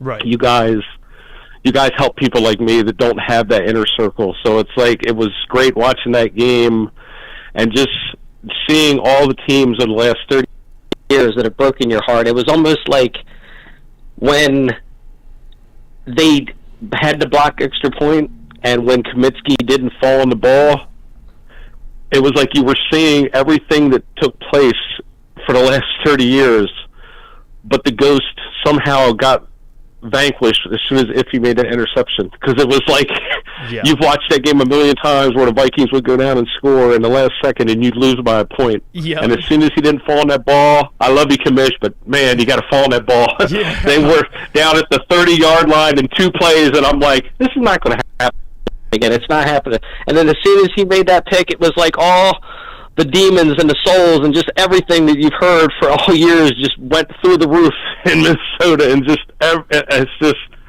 I can't explain what it means to be a Lions fan. I know you guys know. I know you guys, some of you are half my age. I've probably liked the Lions double when you've been alive, but you guys haven't seen the Barry Sanders and you haven't seen a playoff win. I've been fortunate enough to see that.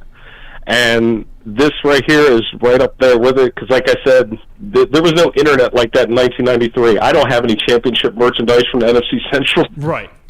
To see on Fanatics, to see the word champion next to your team's logo, you just break down and you lose it. It was like one of the best feelings ever. So, I think we share with every Lions fan today what it means, and you soak it in. But for me and for everybody else, we soaked it in, but I want more. Yeah. I think we all should want more. I'm tired of being afraid. We're going to go into Dallas, and we're going to show them that we're not the old Lions, that we expect to win. And that number 1 seed is right there. And I tell you right now, people got to come to our house. Remember that speech Cam gave at the end of last year? He said all roads go through Detroit, and we are damn close to having that happen. Yeah, no, it's funny you mentioned like a vanquishing of some demons, because when Kaminsky was looking to pick that fumble up, he had visions of 37-24. I'm going to be kind of like a hero and all that, but he obviously just should have fallen on the ball and he didn't get it. The Vikings were able to get the ball back, and then the very next play, Nick Mullins is just like, fuck it, Justin Jefferson down there somewhere, and Justin Jefferson, probably the only guy in the NFL that could make that play, made that play. And then the next play, the Vikings get another first down. And I remember when I was watching, when I saw Nick Mullins get rid of that ball, I was thinking, okay, the Vikings just are going to get a touchdown pass, and there's still enough time for the Lions to actually come back and win. But no, all of a sudden I see Iffy Melifonwu like a dart shooting through, intercepted that ball. It was just unbelievable. It's just an example of the SOL stuff being dead, because they have made so many timely plays this season. So many of the breaks that didn't go the Lions' way for many years are starting to turn the tide in the favor of the Lions. And I think that the ending of that game was a perfect example of that. No question. Woody, I want to say thank you for your constant support. I'm happy. I think you saying that we provide that Lions coverage you can't get locally, I think that's everything for us. So we appreciate the phone call. Enjoy this. And you're absolutely right, Woody. Let's get a playoff win. We need more. It's not over yet. Thank you, guys. Thank you. I appreciate it. Happy holidays. Yes, sir. Same to you. What a great call by Woody. Let's go to break here. When we get back, we'll get to some more callers. And then, of course, we'll try to get to as many people as we can. We got to go to break here. We're a little over. But first, got to hear about our friends from Big Boy, I believe, right? Yep, Big Boy. Let me tell you about them. Big Boy guys, especially celebrating a Lions big win or even a Lions loss, which I don't think is coming anytime soon. You go over to Big Boy, you enjoy their new potato pancakes, classic potato pancakes, of course, or their stuffed potato pancakes, much more. Lunch, of course, breakfast, obviously, but lunch, dinner, even dessert. They got it all at Big Boy. Check it out. Savor the heart of home at Big Boy with our all-new down-home comfort dishes. Feast on home-style goodness with our Southern Comfort Chicken Bowl, veal parmigiana, and apple pie hotcakes. The down-home delight doesn't stop there. Potato pancakes are back.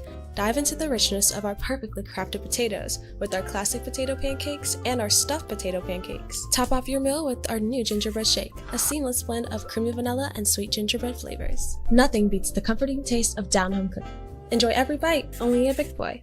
Stop searching for a vehicle and start finding one. Les Stanford Chevrolet Cadillac makes it easy. We harness the power of multiple dealerships and own the biggest selection of GM brands in the area to get you the car you need. With the Les Stanford Group, you'll have access to 4 different dealerships, providing you with more makes, more models, and more choices. We're connected to more than 1,000 vehicles, and with so many high-quality CPO vehicles available, you'll find new car quality at pre-owned prices. You can start and end your search at lesstanford.com today.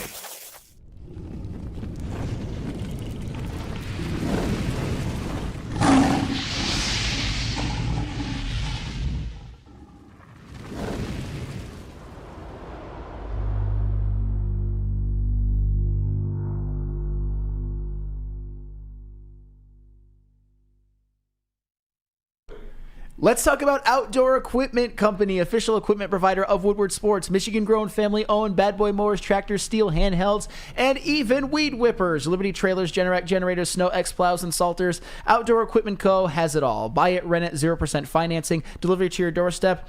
Just visit OutdoorEquipmentCo.com. We're back. Welcome to the Morning Woodward Show here on the Woodward Sports Network. Great callers so far. We'll try to get to more. I know people are waiting patiently. Brandon, send the next one through. Who do we got waiting? Yes, sir. Look, we got another person from Virginia. It's Rufus this time. Rufus from Virginia. A lot of Virginia folks. Welcome to the show. What does being an NFC North champion mean to you? Hey, good morning, Jen. First and foremost. Yes, sir. Good morning. It's been a minute since I called in. Last time I called in, I think Adam was on the show. So Sam Flannel's like my MCDC right now. He was in the booth. I remember him answering the phone. So shout out to Sam. Shout out. Thank you. No, this is like just a glorious moment for us. Like, I'm 43 years old. I worked at the Silver Dome, and it was a restaurant called The Main Event in the Silver Dome. The Lions were playing the Jets. To get in the playoffs, I think Barry had something crazy, like 175 yards. One of y'all can fact check that. Might have even been more. To get in the playoffs, they ended up losing to Tampa Bay first round, but it was playoff atmosphere, and just to see this is like, it's insane. Like for Iffy to make that interception, and just to see the emotion on Taylor Decker and Frank Ragnar and all them guys, it was like I could feel where they were coming from. Like it was truly a moment where you could just, you had to step back and say, for a lot of other franchises, it's like, oh, no big deal. But for us, let's not play down the moment. Let's really embrace it. Like, we need to, really take this in. And I do believe I think one of you guys brought up earlier, we can make a deep run in the playoffs if we run the ball with our two-headed monster. Right. It's not even a question. And like I said, I'm in the DMV area where it's pretty much Commander fans and Dallas Cowboys. So I catch a lot of flack here, being native of Detroit. But it's Saturday we're going to find out. Saturday night we're going to find out about the Cowboys. And And as far as the division crown, they already, like I said, they already got that checked off. But I don't want them to get comfortable. Now they can play loose with Saturday against Dallas, I believe, because you can't go no less than 3. But we want the 1. But I would just throw some stuff out there, and if it works, it works. You know what I'm saying? No harm, no foul, and the pressure's on the Cowboys. Yeah, the pressure is on the Cowboys, and ain't that a first where you're facing the Cowboys in the regular season, at least in my lifetime now, and you're like, you know what, this is different. Like, it's all even. The Dallas Cowboys they're looking rough lately, and the Lions are heating up at the right time. I love that Lions fans, not just in Michigan but all over the country, can be confident. It feels like you're kind of on an island when you root for the Lions and people poke jokes at you. Well, this is different, and I've been saying this, Rufus, and you're absolutely right about the run game. That's something that they're going to have to utilize if they're going to win playoff games. It's going to be because of that. But the other thing is, we're going to get to a point, Rufus, where we're not just celebrating division wins, we're celebrating playoff wins, and we're celebrating playoff runs. And that's where the Lions are going right now. So to me, this is just the start, and I think it's significant that people like you can enjoy this, that don't live in Michigan, but they're Lions fans. And I went back and looked at that Jets game, and I don't know if it's the exact one you went to, but in 1991, December 8th, Barry Sanders had over 100 yards and 2 touchdowns in a big win. I think it was 34-20 over the Jets, if that's the one you're talking about. This one was low scoring. It was like 13-19. It was a 97. Oh, 97. Okay, 97. I got to look that up. But regardless, this is significant, man. I appreciate the phone call. You're welcome back anytime, okay? Oh, yeah. I see the game. No problem. 13-10. Yeah. Look at that. Rufus was at he was in the flesh. He was there. He was watching Barry Sanders. It's been a while since we've been able to enjoy this. Bring in the next caller. Yes, sir. We got David from Detroit. David from Detroit, welcome to the show. What's on your mind? NFC North Division champs. What comes to your mind? Man, a long-time fan. Hey, y'all don't know what it feels like to not even watch SportsCenter whenever we lose. I don't even want to hear nothing about it. So I'm so happy, man. There you go. I want to shout out Amon-Ra Brown. I believe he was the reason, to turn around our whole thing. Because once he started balling, that's when everybody started having hope for real. And then Jahmyr Gibbs came along, Sam Laporta, everybody pretty much, Aiden Hutchinson. Yeah, I'm just super excited for real. Like, I remember 0-16. I was thinking we was going to Super Bowl that year. I used to think we was going to Super Bowl every year. Now you can start saying it. And by the way, Dan Campbell, it's funny to think he played on that 0-16 team. And now he's coaching a team that's 11-4. Man, yeah, the turnaround, man. Like, even now, right now, I feel like we can kind of say the same old Lions, not because we bad, but because we good. We could have been better because the teams we lost to, we should have beat. Like, we should have beat the Bears. We should have beat. We definitely should have beat the Seahawks in that overtime game. And I'm tired of losing to the Seahawks. I hope we can play them again. Good. Yeah, you're so right. Even the losses they have, it could have went either way. Besides the Bears game, obviously in Chicago, but in the Ravens game, but the other two losses, the Packers and the Seahawks, those games could have went either way. Like, and they haven't lost 2 straight this year. They haven't lost 2 straight, which is significant. They bounce back. I'm hoping for the 1 seed right now. I'm just hoping to see another loss on San Francisco or the Eagles or Dallas, man. Well, we could beat Dallas, but I'm saying I want the number 1 seed for. I want a first round bye. Yes, sir. But everything go through Detroit. Yeah, I'm with you, man. I share the same sentiment, man. And a lot of Lions fans calling up, they think they're confident in the Lions over Dallas, and I think you guys should be. Appreciate the phone call, David. You're welcome back anytime. Okay. I think you have the right to be confident now, considering what's transpired with the Cowboys the last couple of games and what the Lions have done. I get it. The Cowboys are a much different team at home. They've pretty much been bombing teams at home, even the good ones like the Philadelphia Eagles. But I don't know. I don't think they've faced an offensive line playing this well quite yet. So we shall see. Sometimes it's not about who you play, it's when you play them. Yeah. And I believe that. I think when you play a team is important, not only who you're playing. We have a very special guest. Yeah, we do actually. Put some Klotz might on know the him line. as the ball knower. Yes. Lucas Klotz, what up, dog? Klotz. There he is. Klotz, this is a special day. How are we, fellas? Klotz, this is a special day. How are we? Hey, Klotz, I'm so glad you called. It's very fitting. I just want to say, number one, we love you, and I know you're happy this morning, all the way in the 419. What's on your thoughts this morning? 419? Talk to me, Oh, talk I to just me, got Klotz. done with the. Listen. I had a great Christmas Eve. I had an amazing Christmas watching the 49ers fall. Stopped at a little Asian spot by my house. Oh, God. Had a great little Christmas time up there. Great night. Okay? And now I wake up this morning, and the chance at the 1 seed, the so-called Booner Pass, it's alive, baby. C.J. Gardner-Johnson, he's returning. James Houston's coming back soon. And all those teams, the Eagles, Niners, I still think they're very legitimate. But the Cowboys, too. They're all going through what the Lions were 2-3 weeks ago, baby. Jared Goff, still not re-signing his ass, but he's playing arguably his best ball of the year. And the thing is they're finally getting the players that they need to get going. And not to mention Iffy's stepping up. So I'm just excited with this whole roster. I just want to call in real quick. Say, missed you boys, love you boys, keep doing what you're doing. Klotz. Let's go get that 1 seed, baby. Klotz, we can't just glaze over what you just said. You said you were at a massage parlor and some things transpired after the massage. What were you saying? Oh, it was just a good time. Oh yeah, I can't. Yeah, it's a way to celebrate a division win, Klotz. We appreciate Oh, yeah, it. I mean, it's first time in 30 years, first time in my lifetime, I had to do something. A lot of stress was relieved. Oh, okay, all right, that's enough. All right, Klotz, we appreciate you, Klotz. Get the hell out of here, you sicko. All right, Lucas. Love you, boys. Yeah, love you, Klotz. You're the man. Lucas, the ball knower. I don't know what he's partaking in over at the massage parlor. I would assume a massage only. I don't know what happens after that, but regardless, let's go to break here. When we come back, we'll get to a couple phone calls. We'll get to some JMO talk, and then we'll get the mailbag. That guy's he's off the leash. That's dangerous when Klotz is off the leash. He's able to do what he can do. All right, but first, got to hear about our friends from Guardian Alarm. Let Guardian Alarm offer you customized solutions from real experts. Our professional technicians take the time to recommend security and automation solutions specific to your needs.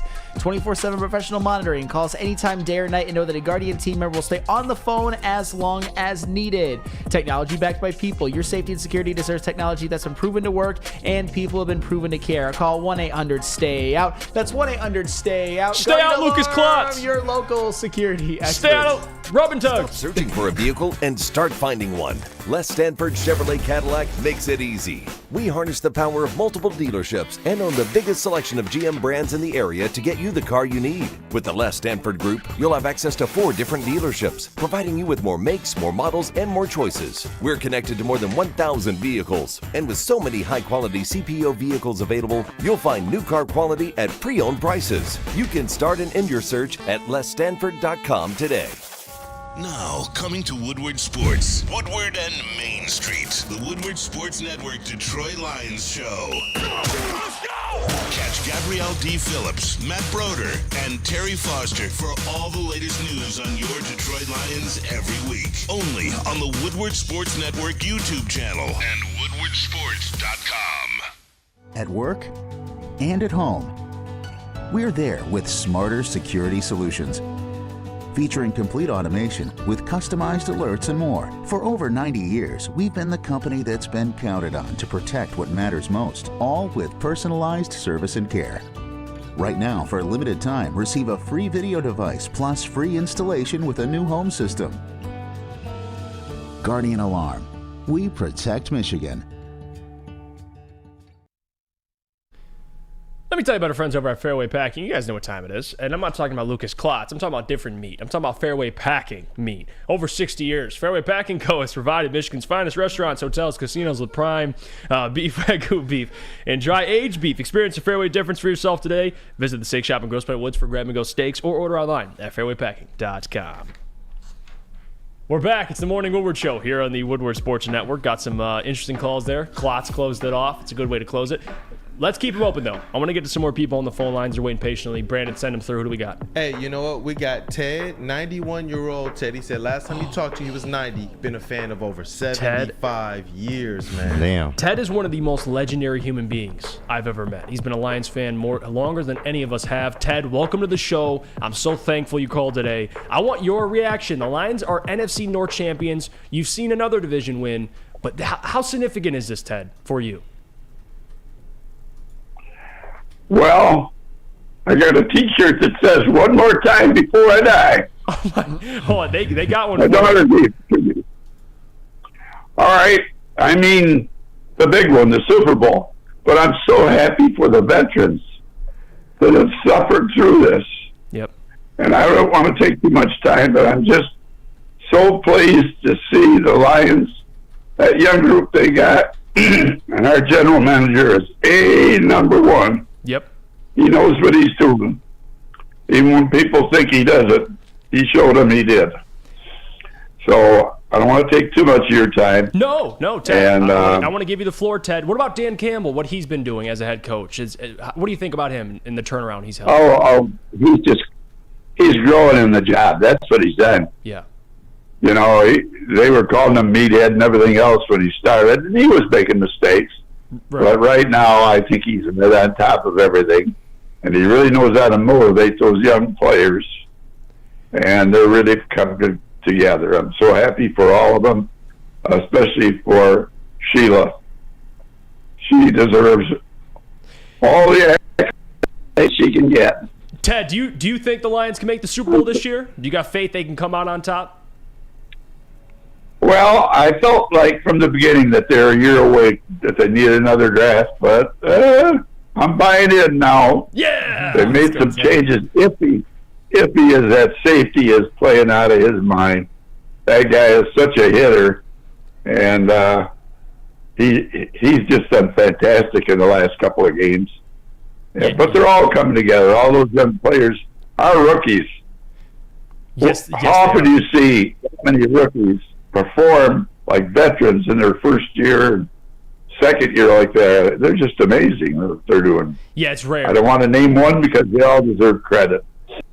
Yeah, Ted, you're absolutely right. It's super rare that you see rookies being some of the best players on a team that's one of the best teams in the NFL. It's super rare. I think Brad Holmes deserves a ton of credit. Thanks for calling, Ted. I love hearing your perspective. And hopefully, man, they could string off a Super Bowl win for you. We got to get Ted one. Do it for Ted. I'm with you. Ted. Appreciate the call, Ted. You're welcome back anytime, okay? Thank you. Have a blessed holiday and a happy new year. You as well, Ted. We appreciate you. Thank you. By the way, for all the people that are enjoying a Lions division win, think of Ted. Think of what Ted has had to endure, and now look at the celebration he gets on this after Christmas. You know, happy holidays. On top of that, you're a division winner. So, again, we appreciate you, Ted. You're the OG. Everyone put some W's in the chat for Ted if he's watching. We love you, Ted. Bring in the next caller here, Brandon. Who do we got? You know what? We got another long-time Lions fan, Lance from the state of Washington, over 60 years, man. Wow, welcome to the show. I want your thoughts, your perspective. Another Lions fan not in Michigan. How significant is this division win? Oh, it's huge, man. It's huge. My headset, so it's more clear. Can you hear me fine? Yes, sir. Yes, we can. Yeah, it's huge. I was born in Jackson, Michigan. My 60th birthday will be in May, and it's huge, man. I mean, are you kidding me? 30 years, half my life, I've been waiting for this again. Right. I mean, I was a huge Barry Fitz Sanders fan, Herman Moore, all those guys. Just, you know, I'm just ecstatic. And I'm not going to go all the way to the Super Bowl. I'm sticking with my original: win the division, get that first playoff win. If we get more, right on, baby. Right on. I mean, if we get to the Super Bowl, oh my God! But I'm not going that far yet. I can't because I'm a Lions fan, man. I wear Lions gear every day of my life to work. I wore Lions gear. And now I see people wearing Lions gear, even in Washington State. It's amazing. Beautiful. Yeah. And I love that you still support the Lions. I'm worried about the Gibbs thing, though. I know you guys are going to talk about that, but the drug testing thing, I'm just praying everything's fine with it. They pull him out, that's so... No, the big one. I didn't even think about that. What, you worried that he would test and test positive? Yeah, I mean, you never know. I mean, I don't know what these guys do. I mean, you know, the NFL mafia. What do you? Yeah, that's true. Did Sheila not pay enough money to him? I don't know. Yeah, yeah, I'm with you with the. Listen, as a Lions fan, it's hard not to be worried about those things. But we appreciate your perspective, man. Hopefully, you can keep rocking Lions gear and be confident rocking Lions gear. I am. I'm just amazed. I am amazed. The rookies are doing. I've never seen rookies do this. This many rookies on one team. It's incredible. It's amazing. It is incredible. It's incredible, man. All right, man. Thanks a lot for getting me in there. Like I said, half my lifetime, baby. Yeah. Half my life. Woo! Woo! Appreciate the call. Great call, man. You're welcome back anytime. Thank you so much. Happy holidays as well. There you go. Another great call. I love getting the perspective of people out of state. I think that's more significant. Even when they grew up here in Michigan, but they moved away and they're still wearing Lions gear. Man, it makes me happy. Let's do one more call, then we'll get in. We'll go to break, and then we'll talk a little bit about Jameson Williams because we have to talk about him. But who we got waiting on the line? Hey, we got Eric from Detroit. Eric from Detroit, welcome to the show. The Lions are NFC North champions. Your thoughts on that? What up, though? We run the North. What up, though? Hey, Jeff, I ain't been able to call in, man. My work schedule changed, but I listen every morning, man. You know, I ain't been able to call in and talk to y'all fellas for a minute. Let know what's going on. Yo. It's a perfect day for you to call in. Man. Perfect day. Man, I know. I snuck out of work for a minute, guys. Just to talk to y'all. Man, Brandon, you killing it, bro. Love you, man. Just in listening to these older callers call, man, these 90-year-old fans, these 60-year-old fans. I'm 44. Man, my proudest moment, man, because I was going crazy when Comiskey didn't jump on that ball.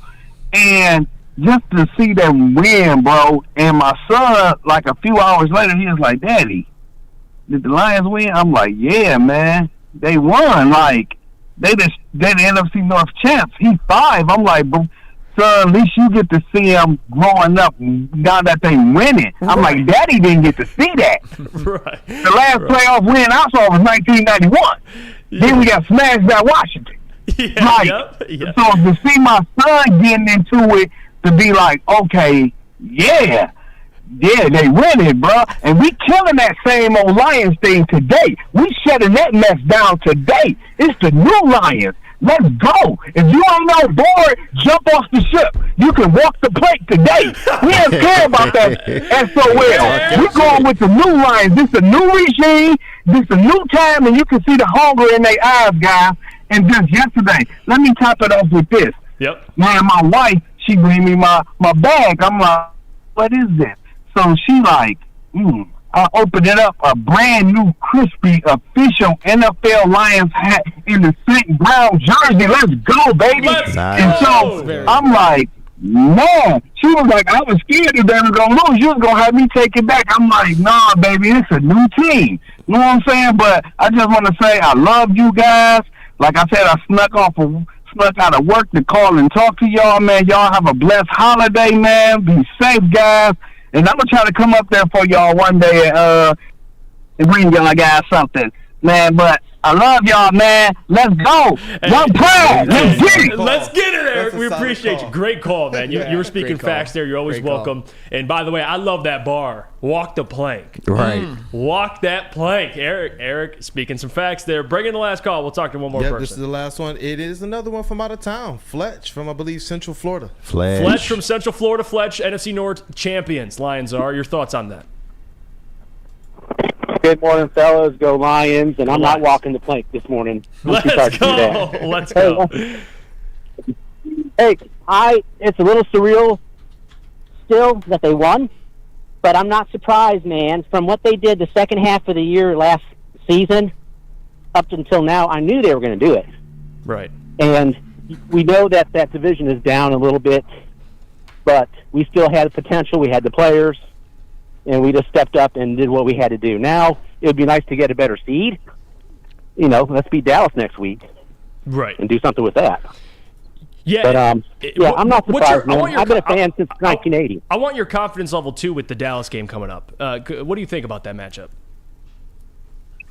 Seeing that Detroit just beat a decent Minnesota team, they have weapons.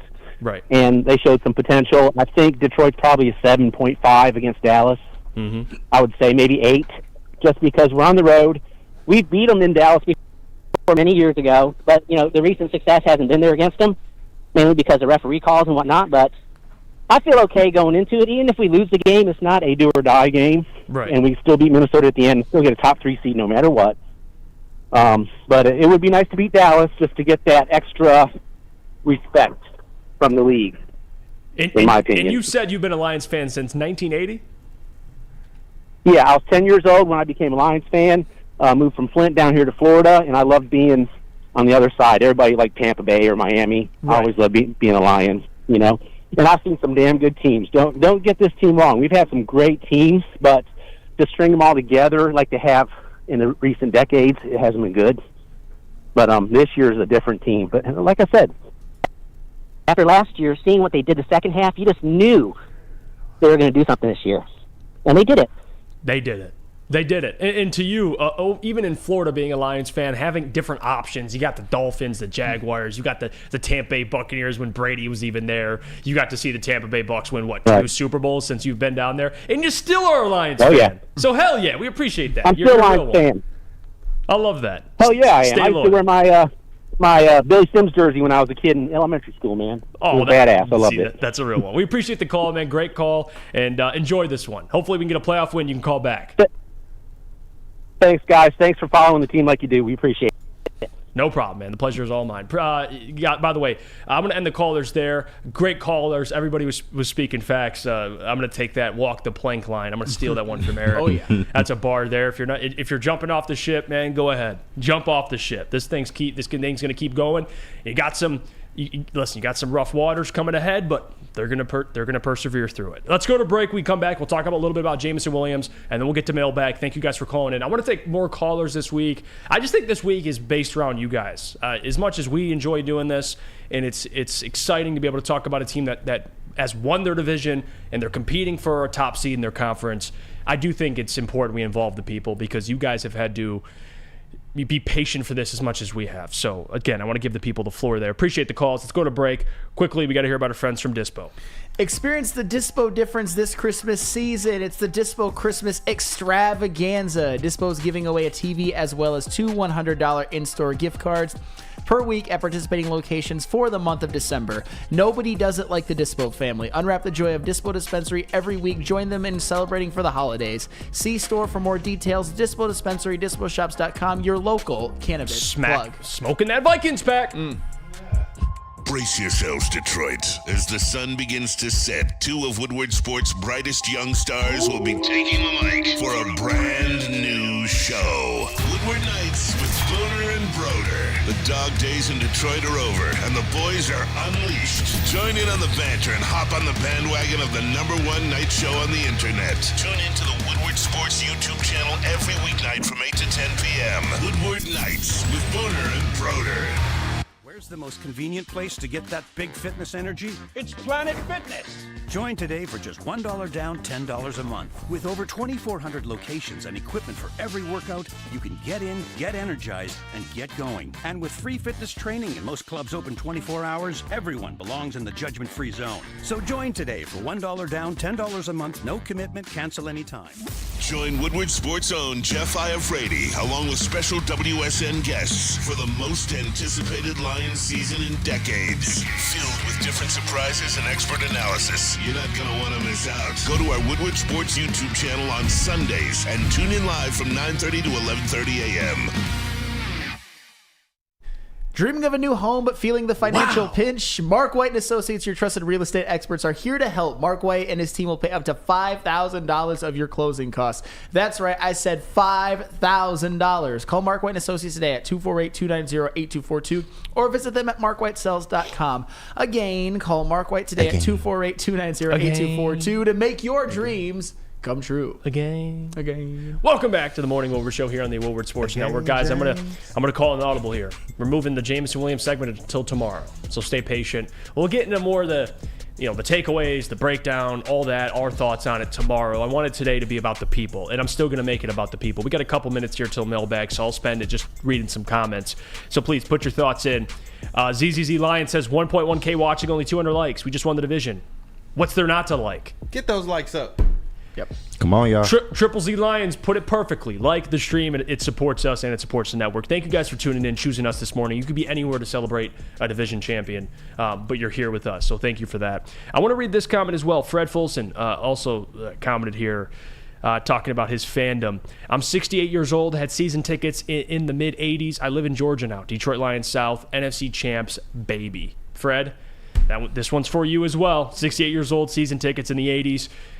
You've got to see 2 division wins. Hopefully you get to see a second playoff win here, Fred, because I think it's coming this year. So we'll check off 2 big things on the checklist this season. I still believe that. That was the whole point of the season when it started. This is what I wanted, and I think this is what a lot of people wanted. Win your division, win a playoff game. If you do those 2 things, move on to next year. Anything after that, to me, is a cherry on top. It truly is. Let's see. Lunchbox Hooligans, half of them were trolls, Jeff. You're talking about what, the phone calls? Oh, those weren't trolls. Those are some great phone calls. I mean, he had Ted call. Ted's 91. That man is 91 years old. Seen so much in his lifetime. He was he was around for the 1950s when the Lions were actually kind of a dynasty. He witnessed NFL championships. He did, NFL championships. Haven't witnessed a Super Bowl yet, but hopefully, Ted, we can bring you one. That should do it for Ted. Than Super Bowls, right? Yeah, well, actually, you know what, Sam? You're right. Screw it. For us, we'll take what we can get here. Division win, playoff win, NFL champions. Who cares? Let's get to some of these questions here. Yusuf says Dallas can't stop a nosebleed. Checkmark Gibbs and Monty for a monster running game. I think that's the matchup. Dallas Cowboys, and I'm not going to say they're trash. I think they're just a little fraudulent.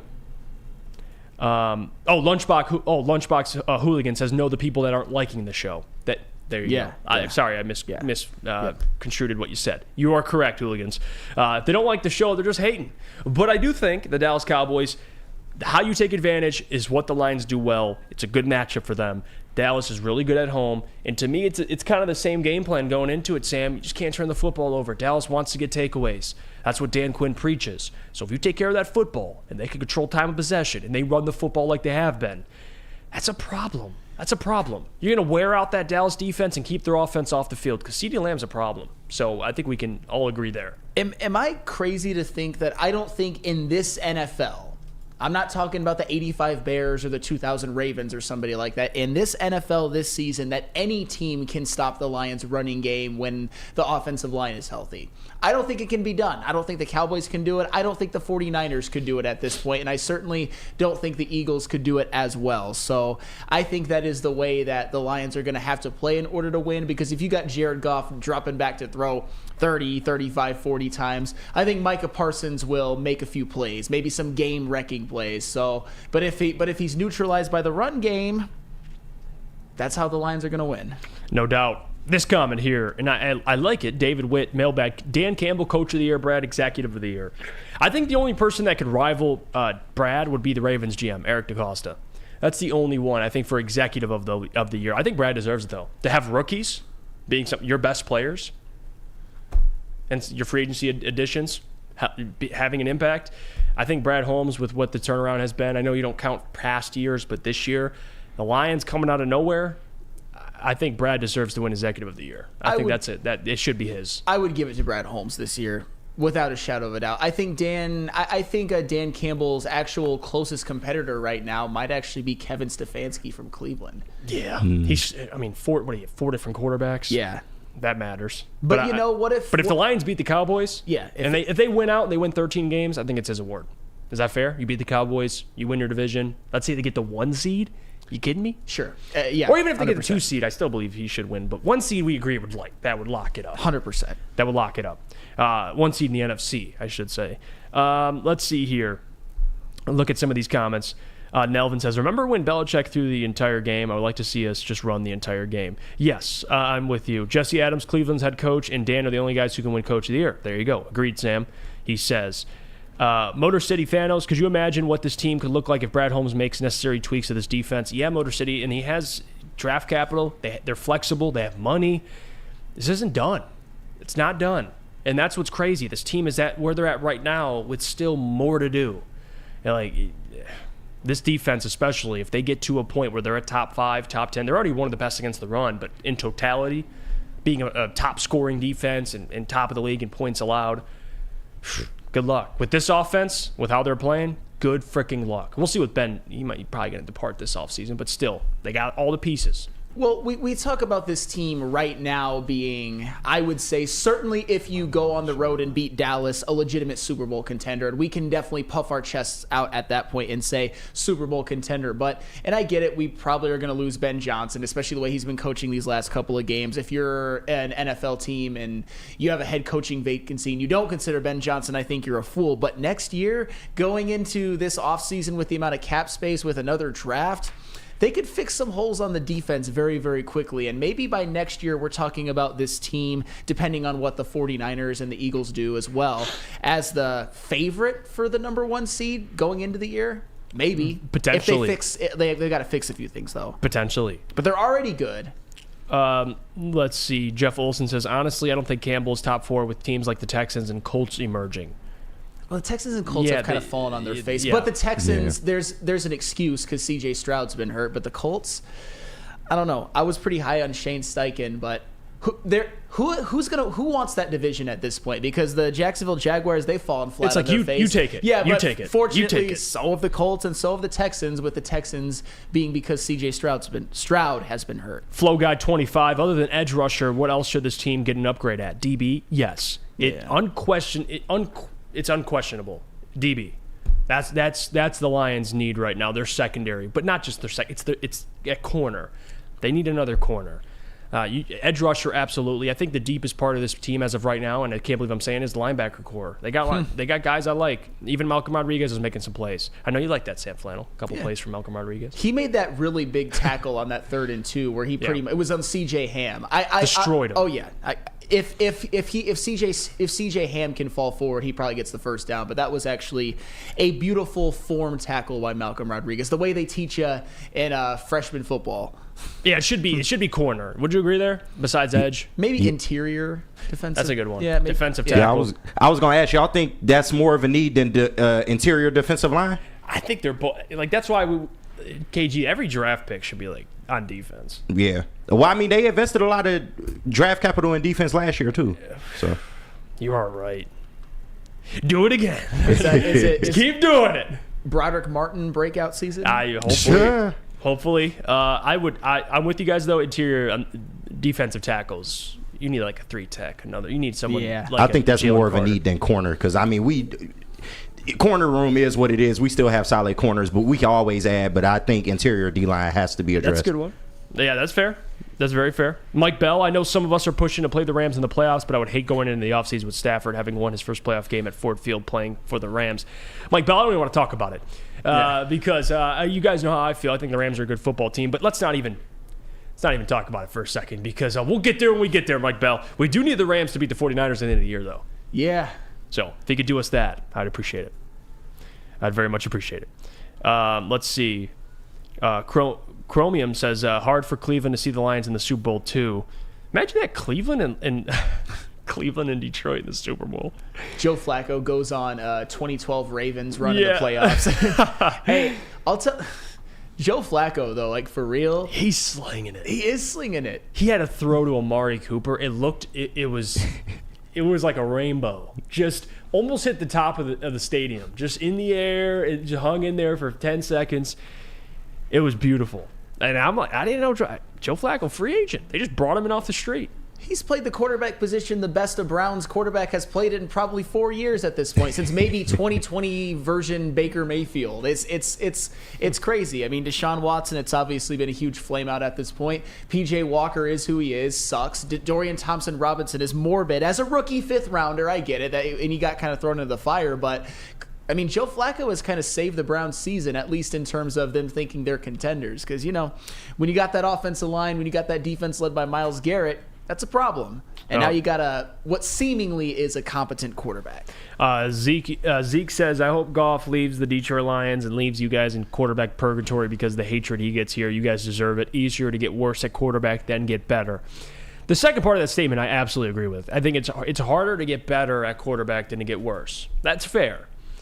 But doesn't mean you can't. Doesn't mean it's impossible to improve at quarterback. And that's, I think, what fans look at. It's like, hey, can we get better? And that's what you should be doing for all positions. It's not just Goff. And I think Goff's playing really well, so he deserves all the love. I don't think anybody should be saying, I hope you guys lose Goff so you have to suffer. And guys, we'll see what the Lions do. Maybe Brad extends him for 2 years. Who knows? But until we know what Hendon Hooker is, it's not even really worth the conversation. We won't see him till next year. Goff's QB1. That's how it is. I mean, Zeke, that's a little too petty at this point. On this day, It's a little petty. I don't hate. I get it if you've. And this isn't me knocking them because you probably feel the same way about us. If you watch the heavyweights a lot, I know that they're very, very hard to please when it comes to Jared Goff. And I know that us on this show were very, very hard on him when he had that bad stretch. But I think that it was rightfully so at that point. And we're happy with how he's playing now. I think all of us in this room, I'm not going to speak for everybody, but a $50 million potential extension, I'm thinking, no, thank you. Yeah. But Speak for all of us. Yes, I will. But for right now, he's fine. And Zeke, this isn't the day. These last couple of weeks are not the days to crap on Goff. No, it isn't. He's played well. It isn't. John Wayne says, I took my son to the game. It was awesome. That's awesome, John. That is sweet. I hope your son enjoyed it. It's funny, everyone's son, Eric called in earlier talking about his son. All these young cats, they just, especially even me. I mean, I'm not 5 years old, but still, even to some extent, all they've experienced so far is winning. And hopefully that continues. So when they're older and they look back and you're talking to your son, you're like, hey, dude, you have no idea what I had to go through. You have no idea. It's just a different perspective. To read this comment too, Trisha Miller says, in Brad we trust. That is it. That is all. In Brad we trust. So if he makes a decision, at this point, it's hard not to just buy into whatever the decision is. Brandon Kinder says, Jeff, what will you do if we win the Super Bowl? Can we get a shaved head or a Lions tattoo? And Sam Flannel, can we get a ponytail? What? What? Can we just enjoy it? Am I gonna have a shaved head or a Lion's tattoo on my ass cheek? What are we doing? No. Flannel with the ponytail be epic. I am not doing that. No ponytails. I'll tell you what though, if the Lions win the Super Bowl, I might not have clothes on. I don't know what I'm doing on that show. I'll be super excited. I cannot wait. But no shaved head or Lion's tattoo. Sorry. Get a Dan Campbell right on my chest. Dan Campbell's face. I would probably rather get Dan Campbell's face than... Get what? With a Lion's name on Dan Campbell. Yeah. Dan Campbell's head on a lion. I'm down with that. I'd rather get just about anything but a ponytail. So basically... What do you got against ponytail? If I'm getting a ponytail then basically I am going to be committing to a life of celibacy for a while. Because that's what it'll be if I have a fucking ponytail. but I appreciate your segment. If the Lions... Yes. I get what you're saying. I do. All right, let's... Funky says, people scream we love Brad with the draft slip, and then at the same time shit on Hooker. This fan base lacks consistency. Funky ain't wrong. That's not a bad comment. Let's get out of here. Appreciate you guys. Lions division champs, NFC North champions. First time ever for the NFC North, which is significant. Tomorrow we'll break down the game in detail. Today was more of a fun, lighthearted show. We appreciate everyone that called. We love you guys because this is a blessing to be able to do this job because we have people that support us and people that listen. And it's not just us being excited they're division champions, but it's also enjoying it with you guys. You guys make this program. You guys make this fun, and we thank you for that. Enjoy today. Enjoy the week. Dallas Cowboys this week. Can't wait to break it down. My guy Sam Flannel, Detroit Kool-Aid, Brandon Dent, and then we have, of course, KG on the ones and twos holding it down. Thank you to all. Have a blessed day. Happy holidays. We'll catch you tomorrow. Break it down in depth. I'll probably argue with Sam about J-Mo. Until then, see you.